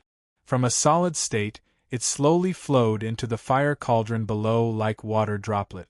The fire cauldron immediately boiled like boiling water. However, what was boiling inside was not water, but a platinum liquid formed after the emperor weapon origin embryo melted. At the same time, Yi Fei sensed an aura from the liquid that made his soul tremble. It felt like an ultimacy, but it seemed even more powerful. This is the law of heaven and earth. The emperor weapon origin embryo is a fragment formed after the law of heaven and earth solidified. Refining an emperor weapon is the same as refining the law. However, emperor weapons are easy to refine, but the law is hard to find. As emperor's preceptors, we need to refine the law. As long as we succeed, we can break through to martial emperor and martial god. However, this is a very narrow path. It's only suitable for cultivators who don't have enough talent in martial arts. It's the final struggle. Grandmaster Zhu was not only refining weapons, but he was also giving pointers to Yi Fei. He had already made up his mind to matchmake Yi Fei and Zhu Xiaomei. In the end, Law Dowless had repeatedly used despicable methods to obtain Zhu Xiaomei. In the past, the Zhu family had tolerated it. But now, the Zhu family would pursue this matter to the end. They would not give up until they forced Yi Fei to marry Zhu Xiaomei. In any case, Yi Fei would definitely be the son-in-law of the Zhu family in the future. Grandmaster Zhu was naturally willing to give Yi Fei some pointers. As he refined weapons, he purposely recited a special telekinesis cultivation chant. This was a secret of the Zhu family that was not passed on to anyone who wasn't close to them. It was obvious that Grandmaster Zhu had already begun his scheming when he recited the chant. But Yi Fei did not know about this. He was stunned when he heard the mnemonic chant. He thought that Grandmaster Zhu was thanking him for helping him collect the divine fire, so he taught him a crafting mnemonic chant to express his gratitude. Since this is the elder's goodwill, if I don't accept it, then I won't be giving him any face. Sigh, there's no other way. I can only cultivate. He silently memorized the incantation in his heart and discovered that it was extremely difficult to pronounce. There were many parts that he could not understand. Yi Fei's heart skipped a beat. His first thought was not to consult Master Zhu, but to silently awaken his undying sword soul and use its limitless power of comprehension to forcefully comprehend the chant. Master Zhu naturally noticed Yi Fei's actions. A smile suddenly appeared at the corner of his mouth. Looks like my plan has succeeded. This legalism kid has indeed begun to comprehend the refining incantation. However, how could it be so easy to comprehend my Zhu family's refining general principles? When this kid can't comprehend it and can't help but ask me for guidance, I will reprimand him. The refining general principles are the Zhu family's secret. If outsiders learn about it, they will either become the Zhu family's mortal enemy, or they will obediently become the Zhu family's son-in-law. That way, not only will my Zhu family gain a good son-in-law, but we will also become the most reliable allies with the legalism school. It looks like I'm quite suited to be a matchmaker other than refining weapons. Grandmaster Zhu was overjoyed as he looked at Yi Fei, who was bitterly trying to comprehend but couldn't find the crux of the matter. He felt that he had done a good deed for his family and found a good husband for the Zhu family's little princess. But he didn't know that he had schemed against the wrong person. Yi Fei's mask was really too good at disguising himself. Even now, Grandmaster Zhu had not realized that the lawless Fa in front of him was a fake. The real lawless Fa was still riding a mutated beast and rushing towards the raging fire valley with a serious expression on his face. Behind him was a large group of guards. There were also 12 dejected half-emperors following him. If Yi Fei was here, he would definitely recognize these half-emperors as the ones he had tricked. They searched the wilderness for a long time but could not find the troublemaker who had set them up. Instead, they encountered lawless Fa, who had rushed over to fight for the heavenly Tao tree after hearing that it had appeared. When they saw the arrogant lawless Fa, the dozen or so half-emperors were dumbfounded for a long time before they realized that they had been played for a fool. They quickly told the real lawless Fa about this. When he heard that someone had impersonated him, lawless Fa was naturally furious. He quickly used a special method to find Fa Ihai's location. Lawless Fa immediately brought a large group of subordinates to capture the impersonator. Unfortunately, lawless Fa was still a step too late. When he arrived, Yi Fei had already entered the raging fire valley and started refining pills. Only Fa Ihai, who was still in the city, was suddenly summoned by the family's voice transmission talisman. He was confused and rushed out of the city. As soon as he left the city, Fa Ihai was completely dumbfounded. He stared blankly at the young master lawless Fa, who was dressed in bright clothes and riding a horse. He suspected that he had seen wrongly and even rubbed his eyes hard. There was no mistake. The person in front of him was indeed the young master, and the people around him were all legalists. Fa Ihai, we've been tricked. The person we met before was not the young master, but someone in disguise. It's very likely that he's the troublemaker who set us up. What? We've been tricked? He's not the young master, he's an impersonator? I even swore a heavenly Tao blood oath to follow that impersonator? Fa Ihai's vision darkened. He suddenly understood what it meant to be regretful to the point of pain. This surprise came too suddenly. With a puff, Fa Ihai became dizzy from anger. He vomited blood and fainted on the ground. Fa Wudao's face was cold. A shocking cold light flashed in his eyes. He immediately whipped Fa Ihai, causing bloody wounds to appear on Fa Ihai's body. The sharp pain immediately woke Fa Ihai up. He cried bitterly. With great anger and heart-wrenching regret, he knelt in front of Fa Wudao. That damned impersonator! Young master, I've been tricked so miserably by him. Young master, spare me, spare me! Speak. What did the impersonator do when he brought you to the fiery valley? This was what Fa Wudao was most concerned about. Even the half-emperor of the family had been tricked. He was afraid that someone would impersonate him and continue to deceive people. However, what he feared would happen. Thinking about what Yi Fei had done in the fiery valley, Fa Ihai's vision darkened. He was so angry that he almost fainted again. Young master, I didn't know that person was an impersonator. He's too shameless. He borrowed 10 billion spirit stones in your name. He even wrote a receipt and put his fingerprint on it. What? 10 billion? Oh my God! This person is so deranged. Just how much hatred does he have with the young master and our school of legalism? All the guards of the school of legalism sucked in a cold breath. Fa Wudao's veins were popping out of his forehead. He was so angry that he twisted Chen Mengyao's hand. Chen Mengyao could only endure. This was the path she had chosen. Even if she had to hold back her tears, she had to continue walking. Wudao, don't be angry. As long as we catch that person, the truth will be revealed. Chen Mengyao endured the pain and smiled at Fa Wudao. Yes, catch him. Catch that person for this young master. No matter who he is, this young master will tear him apart. He actually borrowed 10 billion spirit stones. He actually borrowed 10 billion spirit stones.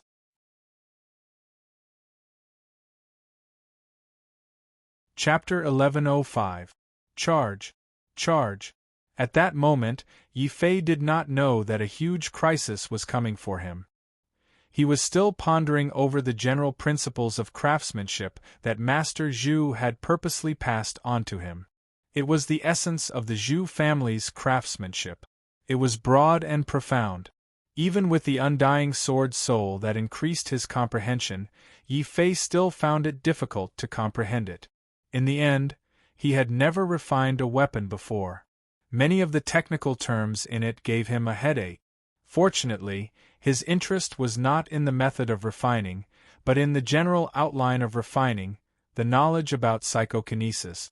These were the things that Yi Fei was really interested in. I don't know if this old man did it on purpose. He actually mixed all the terms related to the cultivation of telekinesis into craftsmanship. It's really difficult to comprehend the complete cultivation method of telekinesis. Yi Fei felt like his head was going to explode after trying to comprehend it for a few days. Right at that moment, Master Zhu suddenly laughed in ecstasy. It's done. I've finally finished repairing Martial Emperor Han Bing's ice bow. It's half an emperor weapon that I've repaired. Ah! Master Zhu was so happy that he did not even care that Yi Fei was in front of him. He was already dancing with joy. At the same time, the telekinesis on his body rippled like a tide. Yi Fei was surprised to find that Master Zhu's telekinesis had become stronger.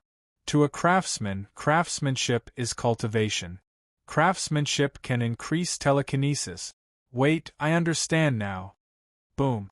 Yi Fei's head was filled with a roar.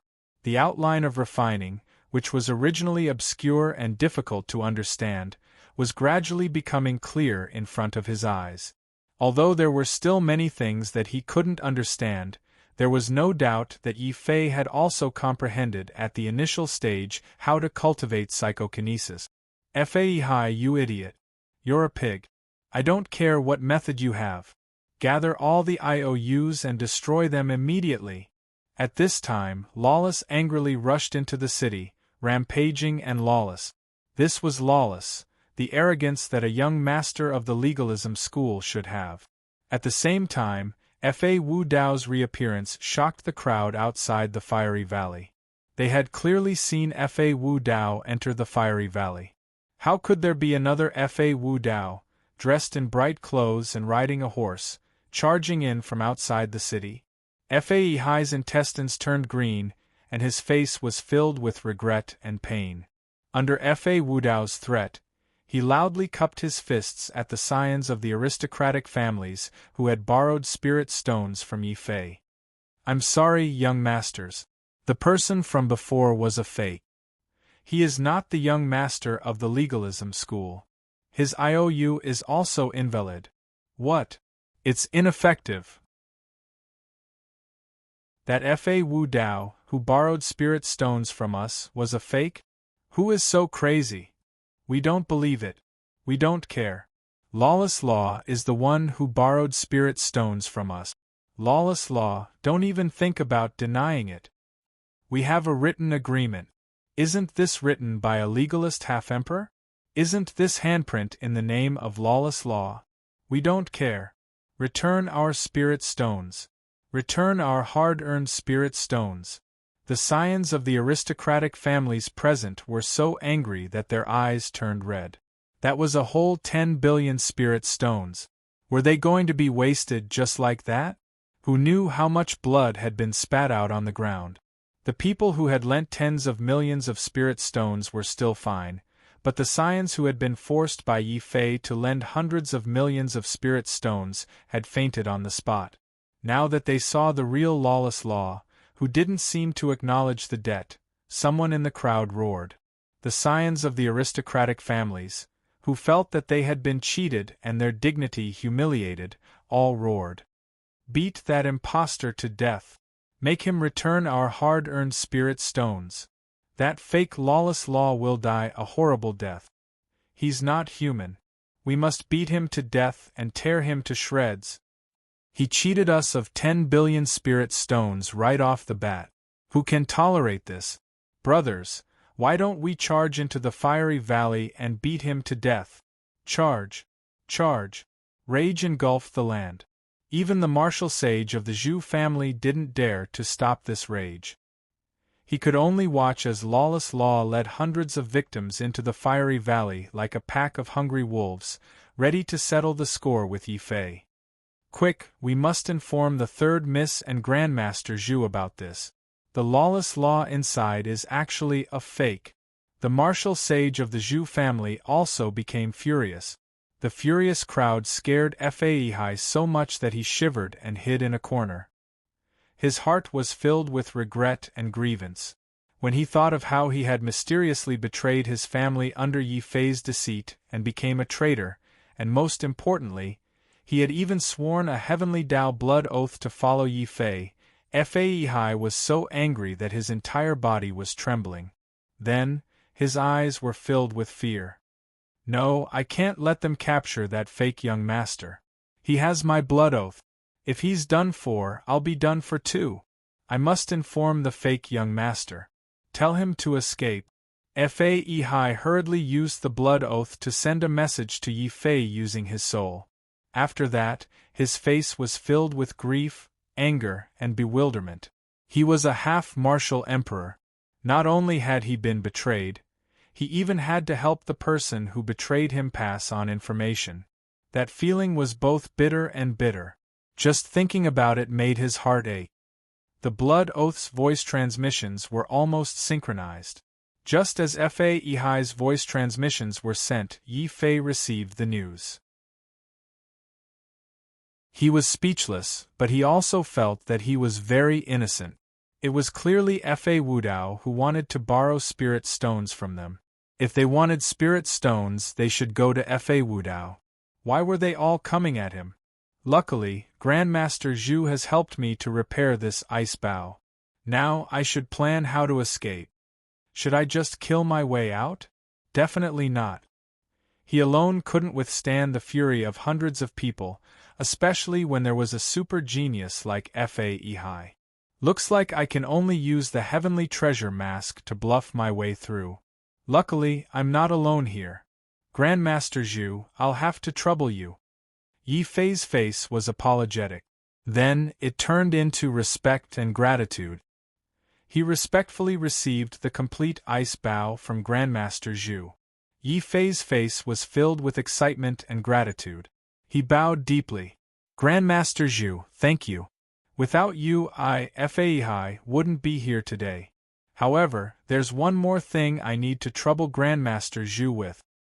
Young Master Fei, you don't have to be like this. If there's anything you want to ask, just say it. I'll tell you everything I know. Grandmaster Zhu had already dug a fire pit and was waiting for Yi Fei to jump in. His eyes were filled with expectation. He was waiting for Yi Fei to ask about the general principles of refining. Then, he would be furious and accuse Yi Fei of secretly learning the Zhu family's secret art. If he didn't marry Zhu Xiaomei and give the Zhu family an explanation, he wouldn't be able to leave. Grandmaster Zhu, please take a look behind you. What exactly is that? Why is it standing behind you? Yi Fei asked, looking puzzled. What? Something is standing behind me? Grandmaster Zhu was startled. He subconsciously turned his head to take a look. Just as he turned around, a shadow appeared behind him. Just as he turned around, a strong gust of wind blew behind Grandmaster Zhu. It was so strong that Grandmaster Zhu didn't even know what was going on. His eyes widened as he fainted on the ground. Fai, this shameless junior. How dare you trick me, Dong? Grandmaster Zhu fainted on the ground, filled with confusion and anger. Then Yi Fei took his clothes. Grandmaster Zhu, don't worry. I Yi Fei am a righteous person. I won't burn the bridge after crossing the river. I'm just borrowing your clothes to wear. As the saying goes, if a friend dies, I won't die. I'll take my leave first. Chapter 1106. Zhu Xiaomei acts coquettishly. Not long after he took on Master Zhu's appearance, the angry roars of countless martial artists could be heard from outside the raging fire valley. Yi Fei's expression changed when he heard those voices. God-damned impostor, return us our spirit stones. That's 10 billion spirit stones. You have to spit out how much you've cheated. Spitting out so much? No matter who catches him, don't ask which family he's from. Beat him until he bleeds. Lawless Fa is here. You impostor, come out if you have the gut. I, Lawless Fa, will kill myself if I can't kill you in 10 moves. Boom. His immense anger turned Lawless Fa's voice into waves that shook the fire well in the raging fire valley. Yi Fei's face was full of bitterness. He felt that he was too unlucky. He hadn't done anything wrong, so why did so many people want to beat him up and kill him? Especially Lawless Fa. He was too strong. Yi Fei wasn't afraid of a one-on-one fight, but hearing the agitated voices of the crowd, he couldn't help but feel infuriated. Obviously, these aristocratic children were already extremely angry. They obviously wouldn't give him a chance to fight alone. If these people were to join forces, they wouldn't need to be many. Each of them would use one move, and the combined power would be enough to kill him a few hundred times. The anger of an emperor is indeed terrifying. The anger of hundreds of emperors can destroy the raging fire valley. No, I can't go out like this. It's better to take the windfire gourd. It's safer. Yi Fei hurried back and put Master Zhu's windfire gourd on him. He made up his mind. If these people really wanted his life, he would release all the divine fire in the gourd and fight it out with them. I'm just here to repair the ice bow. I didn't do anything wrong. Although I borrowed a lot of spirit stones, I wrote a receipt and put my fingerprint on it. With that thought, Yi Fei felt that he hadn't done anything wrong. The ones who were wrong were those who lent him spirit stones. He tidied up his treasured robe. Then he hung the Zhu family's treasure, the windfire gourd, on his waist. Yi Fei pretended to be shocked and hurried over to where Lawless Fa was. From afar, Yi Fei could see Fa Wudao's ashen face, leading a group of red-eyed aristocratic family disciples. They had already charged through the mortal fire area and into the earthly fire area. Yi Fei thought to himself, that was close. Luckily, he reacted fast enough. He had almost been surrounded. It's Master Zhu. Master Zhu. Although these great clan disciples were furious, many of them suppressed their anger and hurriedly bowed to Yi Fei in the face of a highly respected weaponsmith who could forge pseudo-emperor weapons. Fa Wudao also quickly bowed to Yi Fei, then said in a low voice, Master Zhu, you came at the right time. Someone is impersonating me, Lawless Law, to ruin my reputation. Where is that person now? How can there be two Fa Wudao? The one inside is a fake. I even worked hard to help him fix his weapon. How ridiculous! How could I have been fooled? Yi Fei froze when he saw Lawless Fa. Then, his face turned as green as Lawless Fa's. He looked up at the sky and sighed. Pointing angrily, he said, that bastard is in the heavenly fire area. He must be plotting something when he sent me away. Lawless Fa, you're the one who caused this. I don't care what you do, but you must resolve this properly. Yi Fei stomped his feet and clasped his hands behind his back. His face was full of anger and embarrassment at being deceived. He flung his robe aside and stormed off. No one doubted Yi Fei's identity. When they saw that the highly respected master Zhu had left in anger because he had been deceived, the disciples of the gods became even angrier. Down with the impostor! Don't worry, Master Zhu. I, Lawless Fa, will skin that person alive and make him regret impersonating me. Lawless Fa's face was contorted with malevolence. When he heard that Yi Fei was inside, he seemed ready to resist. With Lawless Fa taking the lead, hundreds of disciples of the gods stormed in. That sudden burst of murderous intent made Yi Fei's hair stand on end. He couldn't help but quicken his pace. If it weren't for the fact that there were martial artists rushing in from time to time, Yi Fei would have summoned the dragon turtle and fled the raging fire valley. 13th Uncle, why did you come out? That impostor is over there. I'm going to hack him to death. It wasn't easy for him to muddle his way out of the raging fire valley. Unfortunately, he met Zhu Xiaomei again. This was another person who wanted to kill him. Yi Fei felt that he was too unlucky. Wherever he went, bad luck followed. Of course, on the surface, Yi Fei tried his best to maintain an angry expression. He waved his hand angrily and said, "Don't mention that impostor to me. I don't want to hear that name again. That person is inside. You guys go in immediately. They can fight, but they can't damage the raging fire valley." After saying that, Yi Fei waved his sleeves and continued to walk out angrily. Although the martial sages of the Zhu clan felt that the master was leaving in a hurry, they were worried that the raging fire valley might be damaged. They quickly rushed in. Only Zhu Xiaomei had a temper. She was a girl after all, so she was more sensitive. She saw that Yi Fei wasn't walking towards his residence. It seemed like he wanted to take advantage of the chaos to leave the city. Suddenly, Zhu Xiaomei thought of something and rushed back angrily. "Well done, 13th Uncle. You actually lied to me." Zhu Xiaomei carried her golden halberd and blocked Yi Fei's path in a domineering manner. Yi Fei was so scared that his soul almost left his body. He thought to himself, "This woman is really strange. I pretended to be Master Zhu quite well. Where did I give myself away?" Yi Fei immediately thought of a way to make Zhu Xiaomei shut up. Seeing that Yi Fei didn't say anything for a long time, it was obvious that he was feeling guilty. Zhu Xiaomei was even more pleased. She raised her head proudly and snorted, "Humph, 13th Uncle, I guessed right. You must be thinking of ditching me and going to some dangerous place to find refining materials. I, Zhu Xiaomei, will not let you succeed." Cough cough. Yi Fei quickly coughed to hide his guilty conscience. At the same time, he was incomparably depressed. Meeting Zhu Xiaomei was truly the greatest misfortune. He simply changed the topic and pointed in the direction of the raging fire valley. "Didn't you want to kill that person?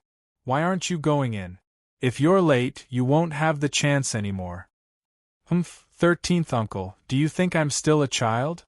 Do you think you can send me away with just a few words? You are the fire treasure of our Zhu clan. Father said that while you are in the martial god space, I will protect you wherever you go. 13th Uncle, can you take me with you?" A weapon master was also very precious in a quasi-emperor family. Zhu Xiaomei really wanted to see who had the guts to impersonate Fa Wudao. But in the end, Master Zhu's safety was more important. Seeing that Yi Fei was sullen and not saying anything, Zhu Xiaomei immediately began to act coquettishly. She put away her golden halberd and immediately turned into a lively and beautiful girl. She continuously grabbed one of Yi Fei's hands and shook it like a little girl acting coquettishly with an elder. Yi Fei didn't know that this was actually Zhu Xiaomei's unique skill. In the Zhu clan, as long as she acted coquettishly like this, no elder could resist. They would quickly be defeated and at the same time, they would grant her every request. But today, Zhu Xiaomei had clearly chosen the wrong target. Seeing that Zhu Xiaomei was actually pulling his hand and acting coquettishly, Yi Fei's eyes were wide open. He didn't know how to react so that Zhu Xiaomei wouldn't see through him.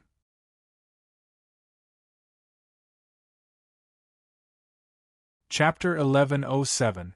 This person must die. Zhu Xiaomei decided to act coquettishly until 13th uncle agreed to bring her along. 13th uncle, please bring me along. You doted on me the most in the past. 13th uncle, I know you don't like having too many people following you. Can I go alone? If it's really not possible, 13th uncle, tell me the materials you need. I'll see if I can get some from other families. Zhu Xiaomei really worked hard. She shook Yi Fei's left hand, then shook Yi Fei's right hand. Seeing that Yi Fei didn't react, Zhu Xiaomei wanted to grab Yi Fei's white beard. Third miss, don't mess around with this old man. This old man really has something important to do and can't bring you along. Yi Fei felt wronged. He was in a hurry to escape, but Zhu Xiaomei just had to surround him. He couldn't make a move, but he couldn't make a move either. If he made a move, he would be exposed. If he didn't make a move, would he be exhausted to death by Zhu Xiaomei? Looking at the time, Lawless and the others were about to reach the Heavenly Fire area. If they rushed in and found the unconscious Grandmaster Zhu, the consequences would be terrifying. Just thinking about it made Yi Fei shudder. No, he had to get rid of Zhu Xiaomei as soon as possible. At this moment, Yi Fei didn't care if Zhu Xiaomei saw through him. He shouted sternly, interrupting Zhu Xiaomei's coquettish act. Then, he put on a displeased expression and prepared to leave angrily with his hands behind his back. What's wrong with 13th uncle? I didn't do anything wrong. Why is he shouting at me? Zhu Xiaomei felt even more wronged, but when she thought of the importance of a grandmaster to the Zhu family, Zhu Xiaomei decided to use her trump card. Just as Yi Fei thought that he had scared Zhu Xiaomei and that he could safely escape, Zhu Xiaomei suddenly pounced on him like a hungry tiger. She was like a little kid who was acting shamelessly. She actually jumped onto Yi Fei's back. Then, she hung onto Yi Fei's body like a koala and swayed back and forth. Third miss, what are you doing? Yi Fei was so scared that his voice changed a little. He almost thought that Zhu Xiaomei was going to sneak up on him from behind. Zhu Xiaomei just hung on his body and continued to act coquettishly. 13th uncle, if you don't bring me there, then I'll make you carry me there. Even Xiao Chao was not as shameless as Zhu Xiaomei. Yi Fei was so depressed that he almost vomited blood. His face turned green and white. He really didn't have the time to continue wasting time with Zhu Xiaomei. He let out a long sigh and shook his head helplessly. Little girl, you really can't grow up. You're already an adult, but you're still acting shamelessly. Take it that this old man is afraid of you. Go back and change into some low-profile clothes. 13th uncle will take you out to gain experience. 13th uncle, don't lie to me. Only then did Zhu Xiaomei jump down from Yi Fei's body. Her eyes revealed a hint of vigilance. Obviously, it was not easy to fool him. Yi Fei felt very bitter in his heart. On the surface, he still maintained the kind smile of an elder. He reached out and patted Zhu Xiaomei's head. You child, you're still so clever. 13th uncle can lie to anyone, but I won't lie to you. Be good, quickly change your clothes. As he said that, Yi Fei's hand had already lightly patted Zhu Xiaomei's head a few times. This was his trump card when dealing with Xiao Chao. Once Xiao Chao threw a tantrum, Yi Fei would quickly pat Xiao Chao's head a few times. Naturally, Xiao Chao would become obedient. Clearly, this move was also effective on Zhu Xiaomei. Feeling Yi Fei's kind gaze and hearing Yi Fei's caring words, Zhu Xiaomei finally believed him and smiled happily. 13th uncle, wait for me. I'll go change my clothes now. Go quickly. Child, don't be in such a hurry. Yi Fei was addicted to being an elder. In the end, he did not forget to say a few words of concern, coaxing Zhu Xiaomei to be happy. She had never felt that the old-fashioned 13th uncle would be so nice. Not only did he know how to say heartwarming words, he even patted her head. It looks like 13th uncle is quite interesting. When Zhu Xiaomei left, she was still in a very good mood. She also did not notice that the moment she left, 13th uncle, who was smiling, immediately unleashed all of his primordial spirit. He did not care if anyone would see through his disguise. In one breath, Yi Fei activated 800 miles in an instant 8 times, teleporting 800 miles away. Even so, Yi Fei still felt that it was not safe enough. He quickly took out the dragon turtle and rode it, continuing to teleport. Heavens, I didn't expect that Grandmaster Zhu is not only good at refining weapons, his speed is also so fast. A number of warriors who saw this scene were secretly shocked.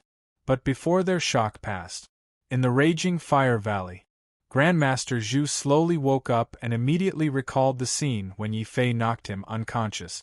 He originally wanted to scheme against Yi Fei, but he ended up being tricked by Yi Fei.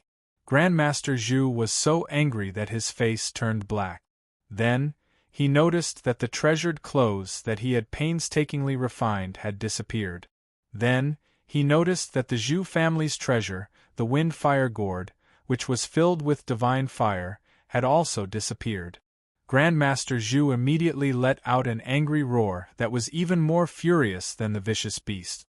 Lawless Fa, I curse all 18 generations of your legalists, my heavenly silkworm treasured clothes, my wind-fire gourd. You are clearly going to cut off my path to becoming the Emperor's tutor. I, Zhu Ao, swear that I will not coexist with you. Grandmaster Zhu's face turned from black to green. He was so angry that his entire body was trembling violently. However, before he could figure out what was going on, he suddenly realized that something was wrong. Suddenly, hundreds of disciples from aristocratic families rushed in under Lawless Fa's lead. Then, they saw the shirtless Grandmaster Zhu, who had obviously been robbed. At the same time, Grandmaster Zhu also saw Lawless Fa at the front of the crowd. Grandmaster Zhu's eyes instantly turned red. He pointed at Lawless Fa and roared, Lawless Fa, how dare you come back? I kindly helped you repair your ice bow, but you actually burned the bridge after crossing it. Not only did you knock me unconscious, you even robbed me. You are so shameless. Return me my heavenly silkworm treasured clothes. Return me my wind-fire gourd. Then, Grandmaster Zhu charged at Lawless Fa as if he had gone mad. He actually started fighting with his life on the line. The hundreds of disciples around were all dumbfounded. How could this be? Didn't Master Zhu just go out? How could he be knocked unconscious? And it seemed like he was robbed by Law Wu Dao? Grandmaster Zhu, let me explain. We have all been deceived. The one who knocked you unconscious wasn't me, it was that imposter. He has too much guts. Not only did he impersonate me, he even dared to impersonate Grandmaster Zhu and escape in front of me. Investigate. No matter who he is, I, Lawless Fa, will exterminate his entire family. Boom. Lawless Fa's roar caused the entire fiery valley to shake violently. A few of the ordinary fire wells were shaken to the point of collapse. On the other side, Zhu Xiaomei was still jumping around, preparing to change her clothes. She was stunned when she heard Lawless Fa's roar. Then, she suddenly turned around and ran back to Yi Fei's place as fast as she could. She saw that it was empty and there was no one in sight. Zhu Xiaomei couldn't help but spit out a mouthful of blood. In her mind, Yi Fei kept patting her head and saying those sincere words to her. This child, you are always so clever. 13th uncle would never lie to you, good girl. Chapter 1108. Listen to my explanation. Fiery Valley. Lawless tried his best to convince Master Zhu, who was on the brink of insanity, that he was the real Lawless and that he had never been to Fiery Valley. But Master Zhu's eyes were still red. He looked at Lawless and the hundreds of scions around him. So you're saying that we're all victims? We've all been deceived by that damned Lawless? Yes, Master Zhu. We're all victims. Pathless Fa was very unhappy, especially when Grandmaster Zhu cursed him. But Pathless Fa also understood that Grandmaster Zhu was in a fit of anger. He wasn't cursing him, he was cursing the impersonator.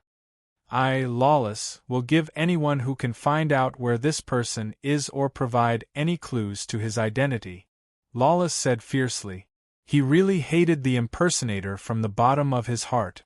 He hated the impersonator even more than Fu Renjie, who had stolen his limelight. Lawless no longer had any interest in finding Fu Renjie.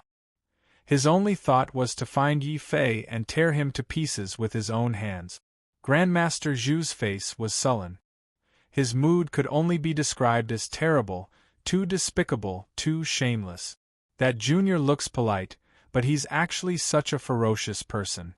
He robbed my heavenly silkworm treasured robe, and he even robbed my wind fire gourd.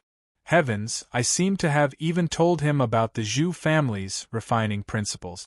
This old man is muddle-headed. That junior, he's so hateful. What a fool! Master Zhu cried out miserably. Even a highly respected senior like him had been robbed so tragically by Yi Fei. The Scions who had been forced to lend their spirit stones to Yi Fei were all furious. Don't worry so much. That impersonator can't have gone far. The battle god space is only so big. We have to find him and tear him to pieces. It doesn't matter if it's him or his family. We have to dig them out and get justice. Yes, get justice and defeat the impersonator. Due to their own heavy losses, as well as Fa Wudao's 10 billion bounty, the eyes of all the martial artists in the Raging Fire Valley turned red. Their eyes were red like a pack of raging wolves. Under the leadership of Fa Wudao and Grandmaster Zhu, the two victims, they charged out of the Raging Fire Valley at the fastest speed possible. They were about to launch an inescapable net to kill Yi Fei. However, before they could make a move, Yi Fei suddenly stopped. Suddenly, an unconscious figure appeared on the ground in front of them, causing all the martial artists to suck in a breath of cold air. Who was it that was so savage to knock out the Zhu family's little princess? Do you see that? There's still blood on the ground. Third miss. The Zhu clan's martial sage and Grandmaster Zhu hastily rushed over. After a careful examination, Grandmaster Zhu's expression turned strange. She's not injured. Could it be that she fainted from anger? Boom! Suddenly, a tyrannical aura emitted from Zhu Xiaomei's body. Zhu Xiaomei had woken up. The first thing she did when she woke up was to see Grandmaster Zhu hugging her. Thus, Zhu Xiaomei's eyes turned red. Her body emitted a monstrous rage. Speak. Are you the real 13th uncle or the fake 13th uncle? If you dare to lie, I'll chop you into pieces. The huge golden halberd appeared once again, mercilessly chopping towards Grandmaster Zhu. The Zhu clan's martial sage's face was filled with shock. Third miss, could it be that even you were tricked by the impersonator? Hiss, everyone sucked in a breath of cold air. They deeply felt the terror of the impersonator. Not only had he tricked everyone, including Grandmaster Zhu, he had even caused the Zhu family's little princess to faint from anger. This method was simply outrageous. Fa Wudao was furious. He pointed to the sky and swore, "Don't let me, Fa Wudao, find that person. Otherwise, I, Fa Wudao, will destroy his divine soul and let him know the consequences of impersonating me. Fa Wudao, you're not allowed to kill him. He's mine. I'll personally crush him to death with my own hands." When Zhu Xiaomei thought about how she had allowed him to pat her head like a pet, a terrifying flame of anger burned in Zhu Xiaomei. "Wudao, how are we going to find him? That person can change his appearance at will without any flaws. The martial god's space is so big. How are we going to find him?" Chen Mengyao had learned her lesson. She no longer stayed by Fa Wudao's side like a flower vase. Instead, she used her intelligence to help Fa Wudao solve his problem. Hearing this, Fa Wudao's face instantly turned ugly. When Zhu Xiaomei heard this, The flames on her body nearly turned into a fire dragon. She repeated, "We can throw away the treasure, but this person must die." "That's right, I have an idea. That brat is vicious, but he still made a mistake. Did he think that my wind-fire gourd was so easy to steal? That gourd has my telekinesis on it. As long as my telekinesis is there, he won't be able to escape from us. As long as my telekinesis is imprinted on him, even if he turns to stone, I can still turn him into slag." Grandmaster Zhu's eyes were bloodshot. He thought of Yi Fei's sneak attack on him and the wind-fire gourd that he had lost. No matter how obsessed he was with refining, Grandmaster Zhu exploded in an instant. He sat cross-legged on the ground. His telekinesis was like a tsunami, forming countless threads that entered the void. It seemed to be communicating with the wind-fire gourd that Yi Fei had stolen. Boom, boom, boom. At that moment, Yi Fei had already fled 10,000 miles away on the dragon tortoise. The dragon tortoise was foaming at the mouth. It couldn't take it any longer. Yi Fei finally stopped fleeing. He recalled the dragon tortoise proudly and said, "I was smart enough to escape as soon as I finished robbing." Although this is a little unfair to Grandmaster Zhu, I was forced to do it. No, I can't stay in the battle god's space any longer. I have to go back. I have to return to the burial land of the gods. Yi Fei's face was full of longing when he mentioned the burial land of the gods. Although it was dangerous there, he wouldn't be chased by hundreds of emperors so easily. "Dragon tortoise, let's go back."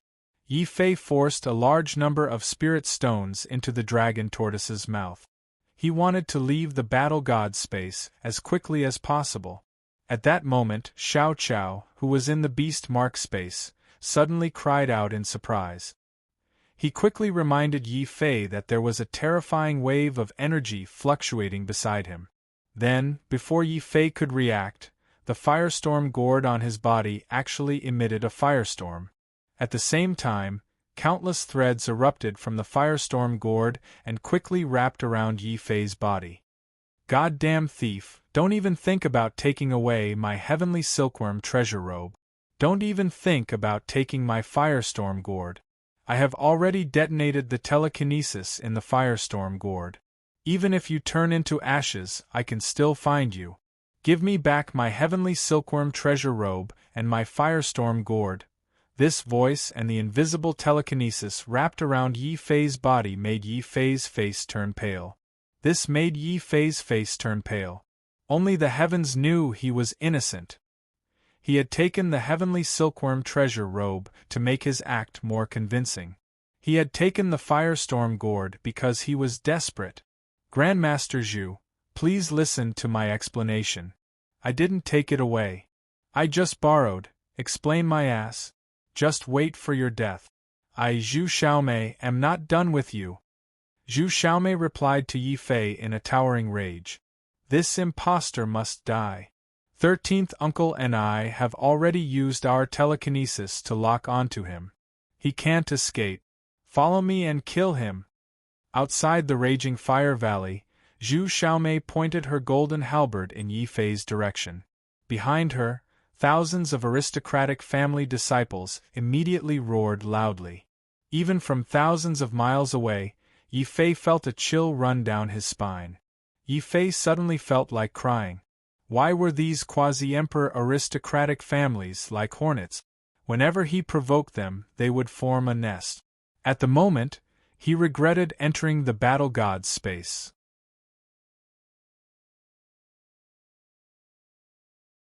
Chapter 1109. Devouring telekinesis. Knowing that there were thousands of sovereigns chasing after him, Yi Fei became ruthless. "I don't believe that you can still catch up to me after I escape from the martial god space." He didn't use the dragon turtle. Since Master Zhu could transmit his voice through telekinesis, who knew if he could see his movements through telekinesis? The dragon turtle is too conspicuous. Once it's discovered, it'll be easy to trace it back to me. Fortunately, I'm thousands of miles away from them. They won't be able to catch up to me in a short time. Yi Fei began to madly use the 100-mile instant to rush towards the martial spirit city. As long as he passed through the martial spirit city, he would be able to find the spatial passage to the flesh rampart. Then, he would use the secret passage to return to the burial land of gods.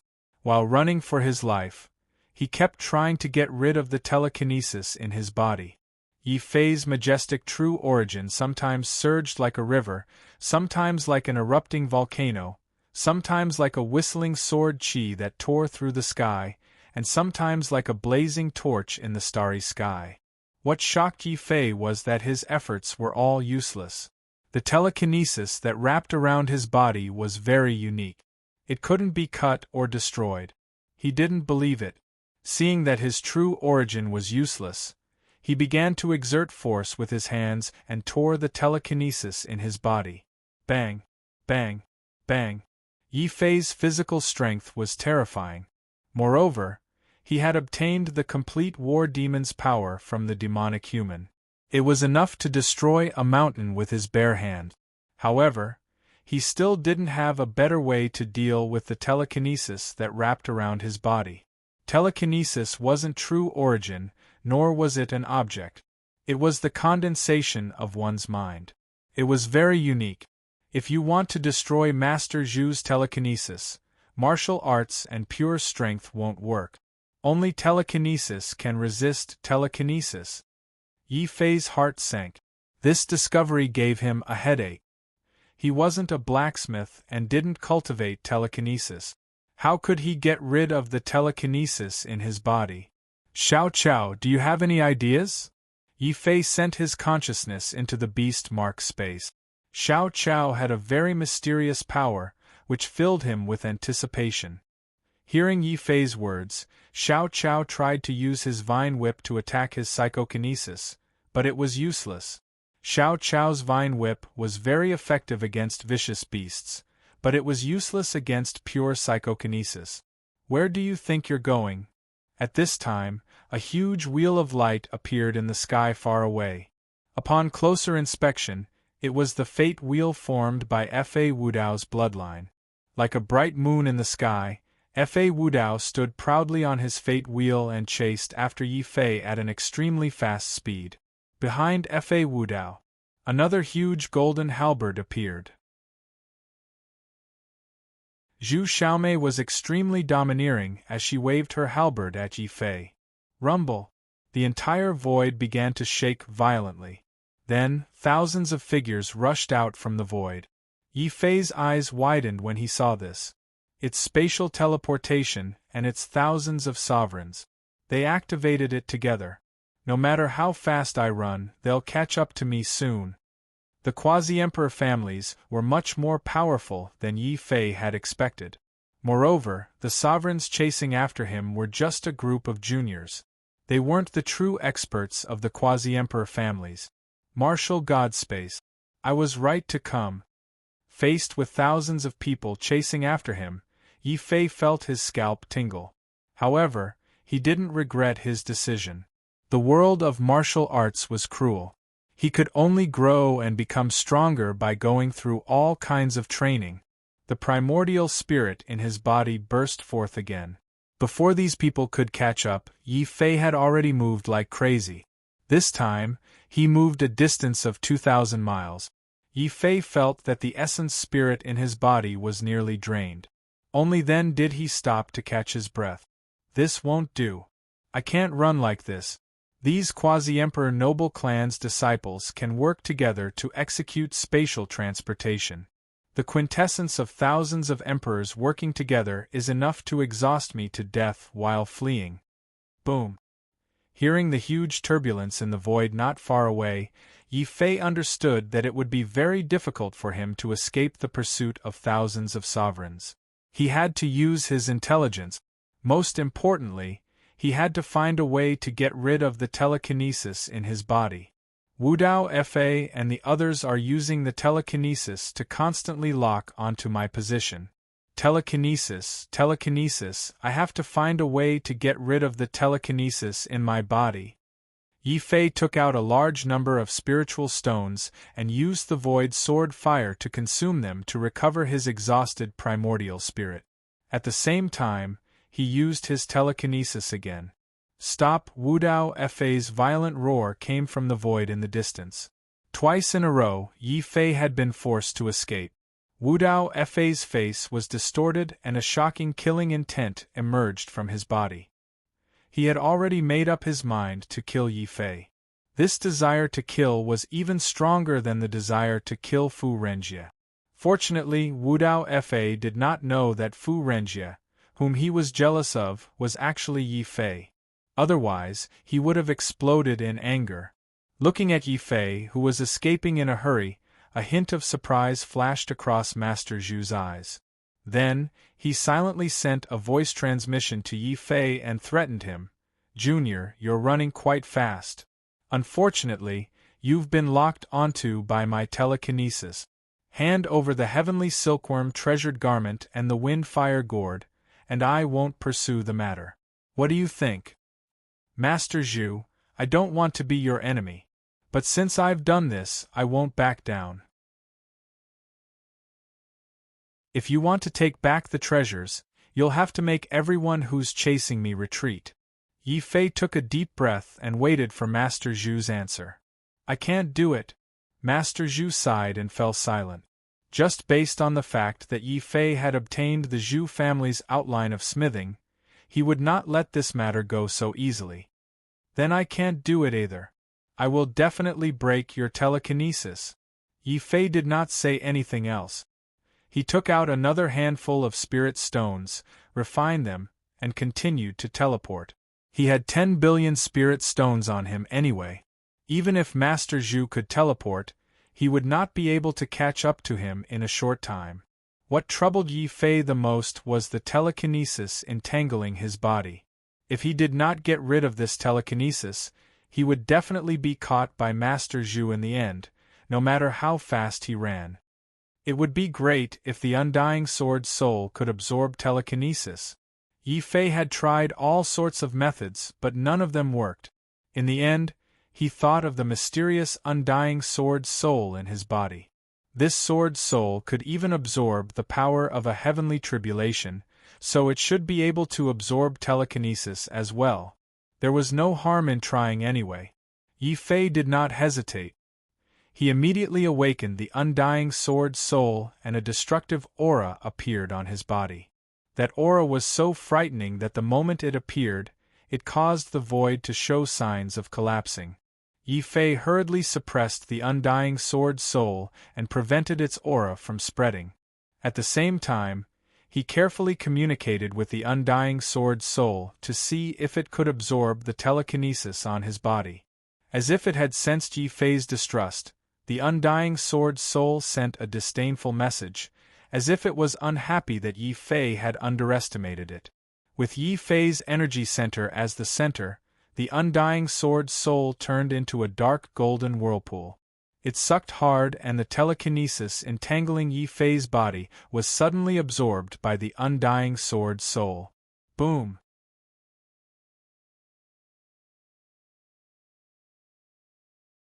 Chapter 11:10. Nowhere to run. Obviously, although the immortal sword soul could absorb telekinesis, it could not transform it into telekinesis. It could only erase the traces of Grandmaster Zhu's spiritual energy and turn it into an ownerless telekinesis. Regarding this, Yi Fei was overjoyed. He suddenly remembered that Grandmaster Zhu had unintentionally revealed the general principles of refining to him. This general principles was originally a trap that Grandmaster Zhu had dug for tyrannical Fa. He had been waiting for tyrannical Fa to fall into his trap, but in the end, it had ended up benefiting Yi Fei. This was why Grandmaster Zhu could not let Yi Fei off. If the school of legalism obtained the general outline of refining, the Zhu family would use it as a betrothal gift to form a marriage alliance with the school of legalism. If it fell into the hands of other small aristocratic families, even if they did not understand it, it would still be a thorn in their hearts. Of course, Yi Fei was still unaware of the importance of the blacksmith general principles to the Zhu family. He had only suddenly recalled that the general principles of blacksmith general principles had coincidentally included a method to cultivate telekinesis using ownerless telekinesis. Ownerless telekinesis is the tinder of a refiner. With this tinder, I can transform my own spiritual energy into telekinesis. At the same time, with his mental power, Yi Fei could control the wind fire gourd in his hand and release the divine fire inside. This way, even if he was blocked by thousands of rulers in the end, he would not be afraid. If worse comes to worst, I'll just release the divine fire. Who's afraid of whom then? After dealing with the telekinesis, Yi Fei stopped running for his life. Instead, he quickly chose a hill and dug a hole to hide. Boom! While he was hiding, Grandmaster Zhu, who was preparing to lock onto Yi Fei's position in the distance, suddenly had a look of extreme shock on his face. How is this possible? This old man's telekinesis has been refined. This is bad. That brat actually used this old man's telekinesis to condense his own flame seed. Grandmaster Zhu's face alternated between green and white. He finally understood what it meant to move a rock only to drop it on his own feet. He had given Yi Fei the blacksmithing outline to trick tyrannical Fa, but in the end, Yi Fei had used his telekinesis to condense the blacksmithing flame seed. And the fire of an armament master had always been passed down from master to disciple. In other words, Yi Fei had unknowingly become master and disciple with Grandmaster Zhu. Grandmaster Zhu was immediately dumbstruck. He thought about how he had unintentionally taken in another disciple. Furthermore, this disciple had not only knocked him unconscious, but had also robbed him. What a sin this old man has committed! To think that I would have such an evil disciple. The more Grandmaster Zhu thought about it, the angrier he got. In the end, he was too agitated and couldn't catch his breath. He fainted on the spot, causing the group of aristocratic family disciples to cry out in shock. What's going on? Why did Master Zhu suddenly faint? Pathless Fa's expression was ugly. He was just about to ask Master Zhu to help him locate Yi Fei's location. How dare this damned old man faint at this time? If it were anyone else, Fa Wudao would have lashed out with his whip to wake them up. Zhu Xiaomei was also shocked. She quickly went over to treat him. 13th uncle, what's wrong? Don't scare me. Grandmaster Zhu was the living treasure of the Zhu family. If something happened to him, Zhu Xiaomei didn't know how to explain it to the family. Fortunately, Grandmaster Zhu was only agitated for a moment. He quickly regained consciousness. Thinking about how he had suddenly gained an evil disciple, Grandmaster Zhu didn't feel good. He waved his hand dispiritedly. I'm fine. It's just that person is too vicious. He actually dissolved my telekinesis. I have no way to locate him.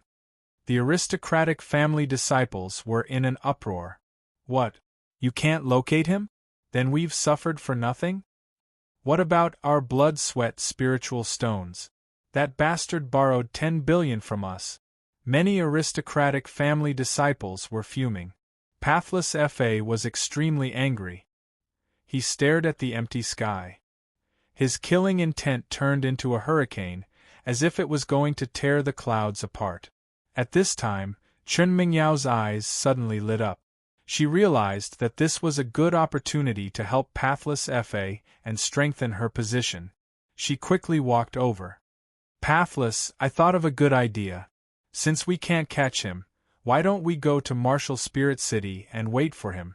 To leave Martial God Space, they had to go through Martial Spirit City. Chen Mingyao's plan was exactly what Pathless Fa wanted. Pathless Fa couldn't help but look at Chen Mingyao in a new light. He originally thought that she was a toy vase that he would abandon once he got tired of playing with her. This vase's performance surprised him time and time again. Most of the aristocratic family disciples agreed with this plan. Zhu Xiaomei's mood was very bad. That person is good at transformation. He must have a treasure on him. What if he turns into someone else and sneaks in? That's very simple. Anyone who enters the city will have to swear a heavenly blood oath. Naturally, we'll be able to find out who's the spy and who's not. Chen Mingyao's gaze was cold as she said very confidently. Her words made Pathless Fa and Grandmaster Zhu nod inwardly. Under the heavenly blood oath, no one can lie. Let's see how that person will hide this time. If I find that person, I'll definitely grind his bones to dust. The aristocratic family disciples present all gritted their teeth. Only one person was trembling in the crowd. Needless to say, this person was naturally Fa Yihai. He had once swore a blood oath to Yi Fei. At first, he was elated, thinking that he had hugged Pathless Fa's thick thigh. Later on, he realized that he had hugged the wrong person. Fa Yihai's heart was filled with tragedy, but he didn't have the guts to tell anyone. The most indignant thing was that even though he knew that he had been betrayed, for the sake of his own life, Fa Yihai had no choice but to turn his indignation into motivation and continue to leak information to Yi Fei. What? Chen Mengyao actually came up with such a vicious plan to have Pathless Fa block me in Martial Spirit City?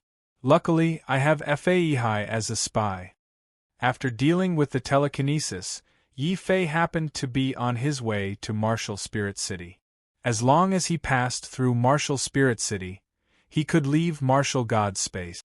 However, Chen Mingyao's vicious plan had disrupted his plans, especially when he was escaping. In order to confuse Pathless Fa, he had purposely run in the opposite direction of Martial Spirit City. This way, Pathless Fa, who had fallen behind, would definitely reach Martial Spirit City before him. What made Yi Fei even more worried was that Pathless Fa had even made a blood oath to find him. Under the blood oath, no matter who he turned into, he couldn't lie. His identity would immediately be exposed. I can't care so much. Let's go and take a look first. 3 days later, Yi Fei rushed to Martial Spirit City at his fastest speed. He was still a step too late. Martial Spirit City was already under martial law. Unless he had the strength to force his way through, he wouldn't be able to leave Martial God space through Martial Spirit City. Am I going to be trapped here until I die? Yi Fei hid in the shadows and stared at the city gate. The security was extremely tight. Any warrior who entered the city had to make a blood oath to the heavens and be questioned loudly. Are you impersonating Pathless Fa? Did you rob Master Zhu's heavenly silkworm treasure robe and the windfire gourd? Tell us your true identity. If you dare lie, we'll beat you to death and feed you to the dogs. Hearing the interrogation, Yi Fei felt his hair stand on end. He suddenly thought of Dongfang Yu, who had also entered. If he was interrogated like this, wouldn't Dongfang Yu be exposed?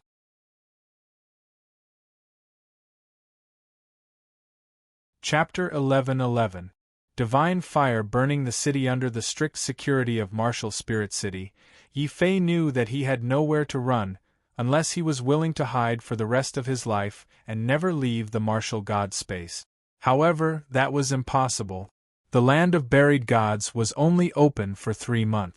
Once the time was up, the land of buried gods would be closed until the next heaven and earth supreme ranking list was opened. At the same time, the warriors who were still in the land of buried gods would be killed mercilessly by the rules of the land of buried gods. Since he would die if he escaped, Yi Fei would of course choose to stay and fight. However, I cannot fight recklessly. I am not afraid of anyone in a one-on-one fight. However, these disciples will definitely not give me the chance. Once I appear, they will definitely gang up and attack me. It is impossible to barge in recklessly.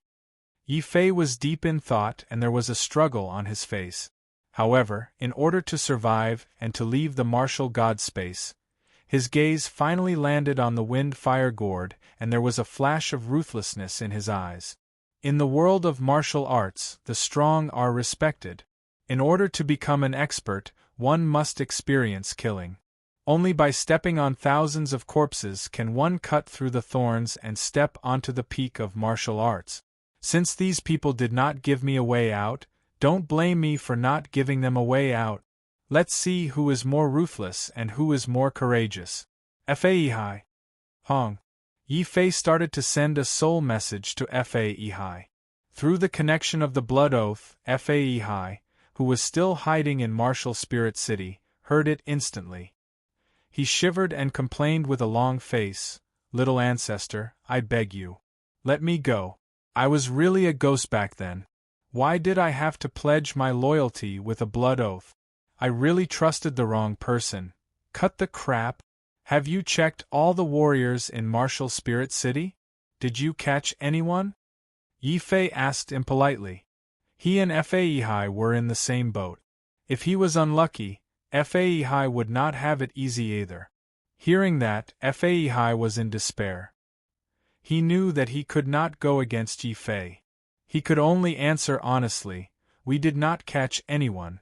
Fa Wudao only gathered all the disciples in the city to set up a killing array and waited for you to appear. Young master, you had better hide. If there is nothing special, don't come out."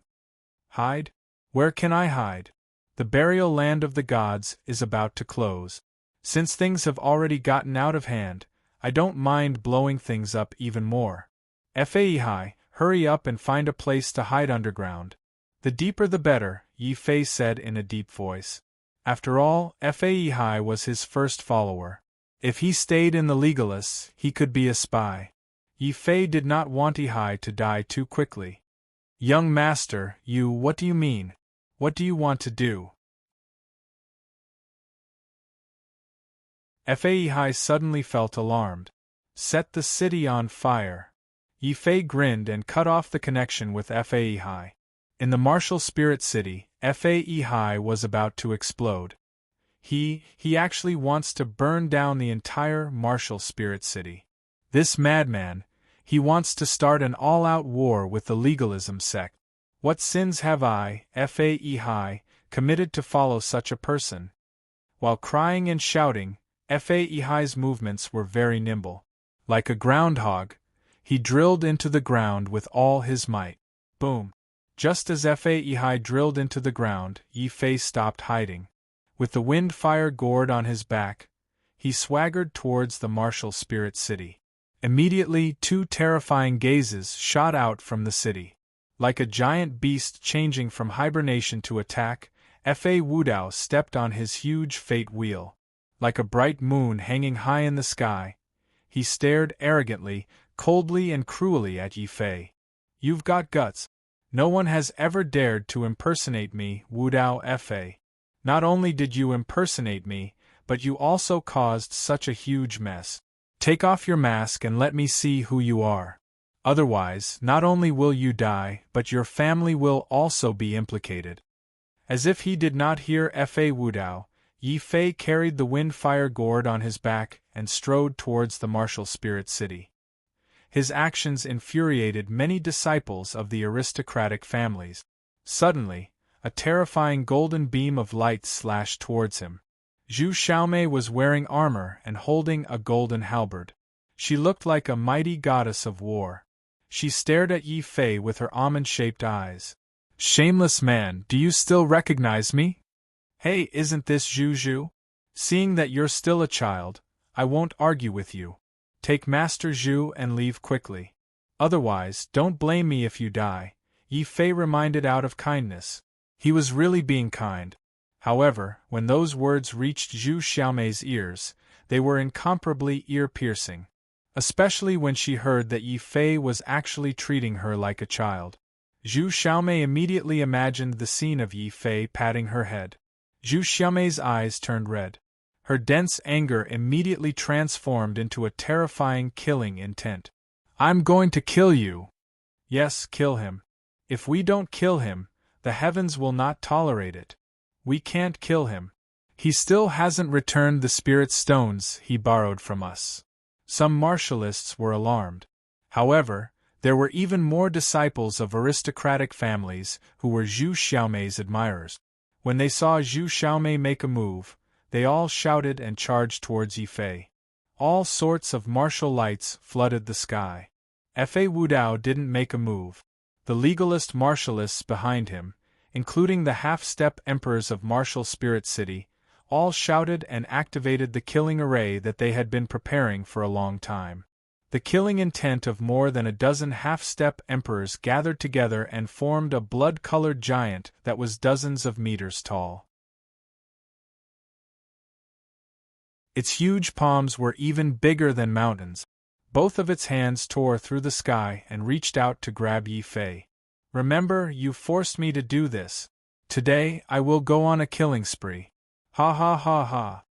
Yi Fei suddenly laughed maniacally. The intense killing intent made a terrifying demonic aura appear on Yi Fei's body. This was the influence of the battle demon path, which made Yi Fei's eyes turn slightly crazed. However, he still maintained a trace of rationality. He didn't aim the wind-fire gourd at the other martialists. Instead, he aimed it at the blood-colored giant. Boom! He slapped the bottom of the gourd forcefully, and the wind-fire gourd immediately turned into a huge volcano.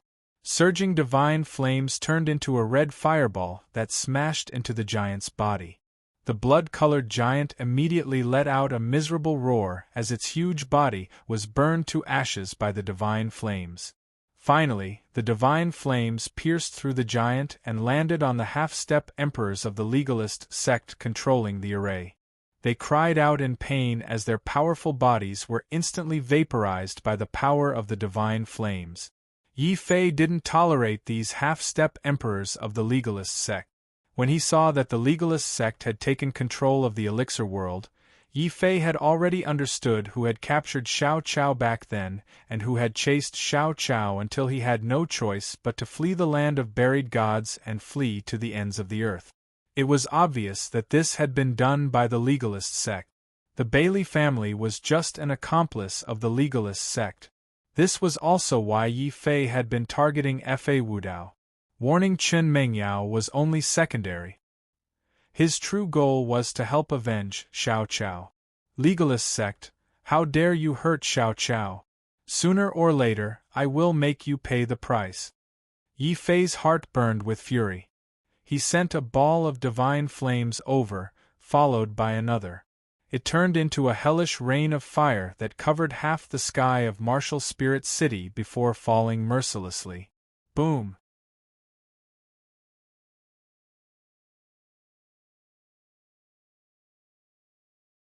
Chapter 11-12. A battle at the pinnacle. Roaring flames engulfed the entire Martial Spirit City. Apart from the region where the martial spirit steel was, there was fire everywhere. However, apart from the martial saints from the school of legalism, none of the other cultivators were attacked by the flames. Firstly, they discovered that Yi Fei's appearance had caused all the cultivators in the city to come out and watch.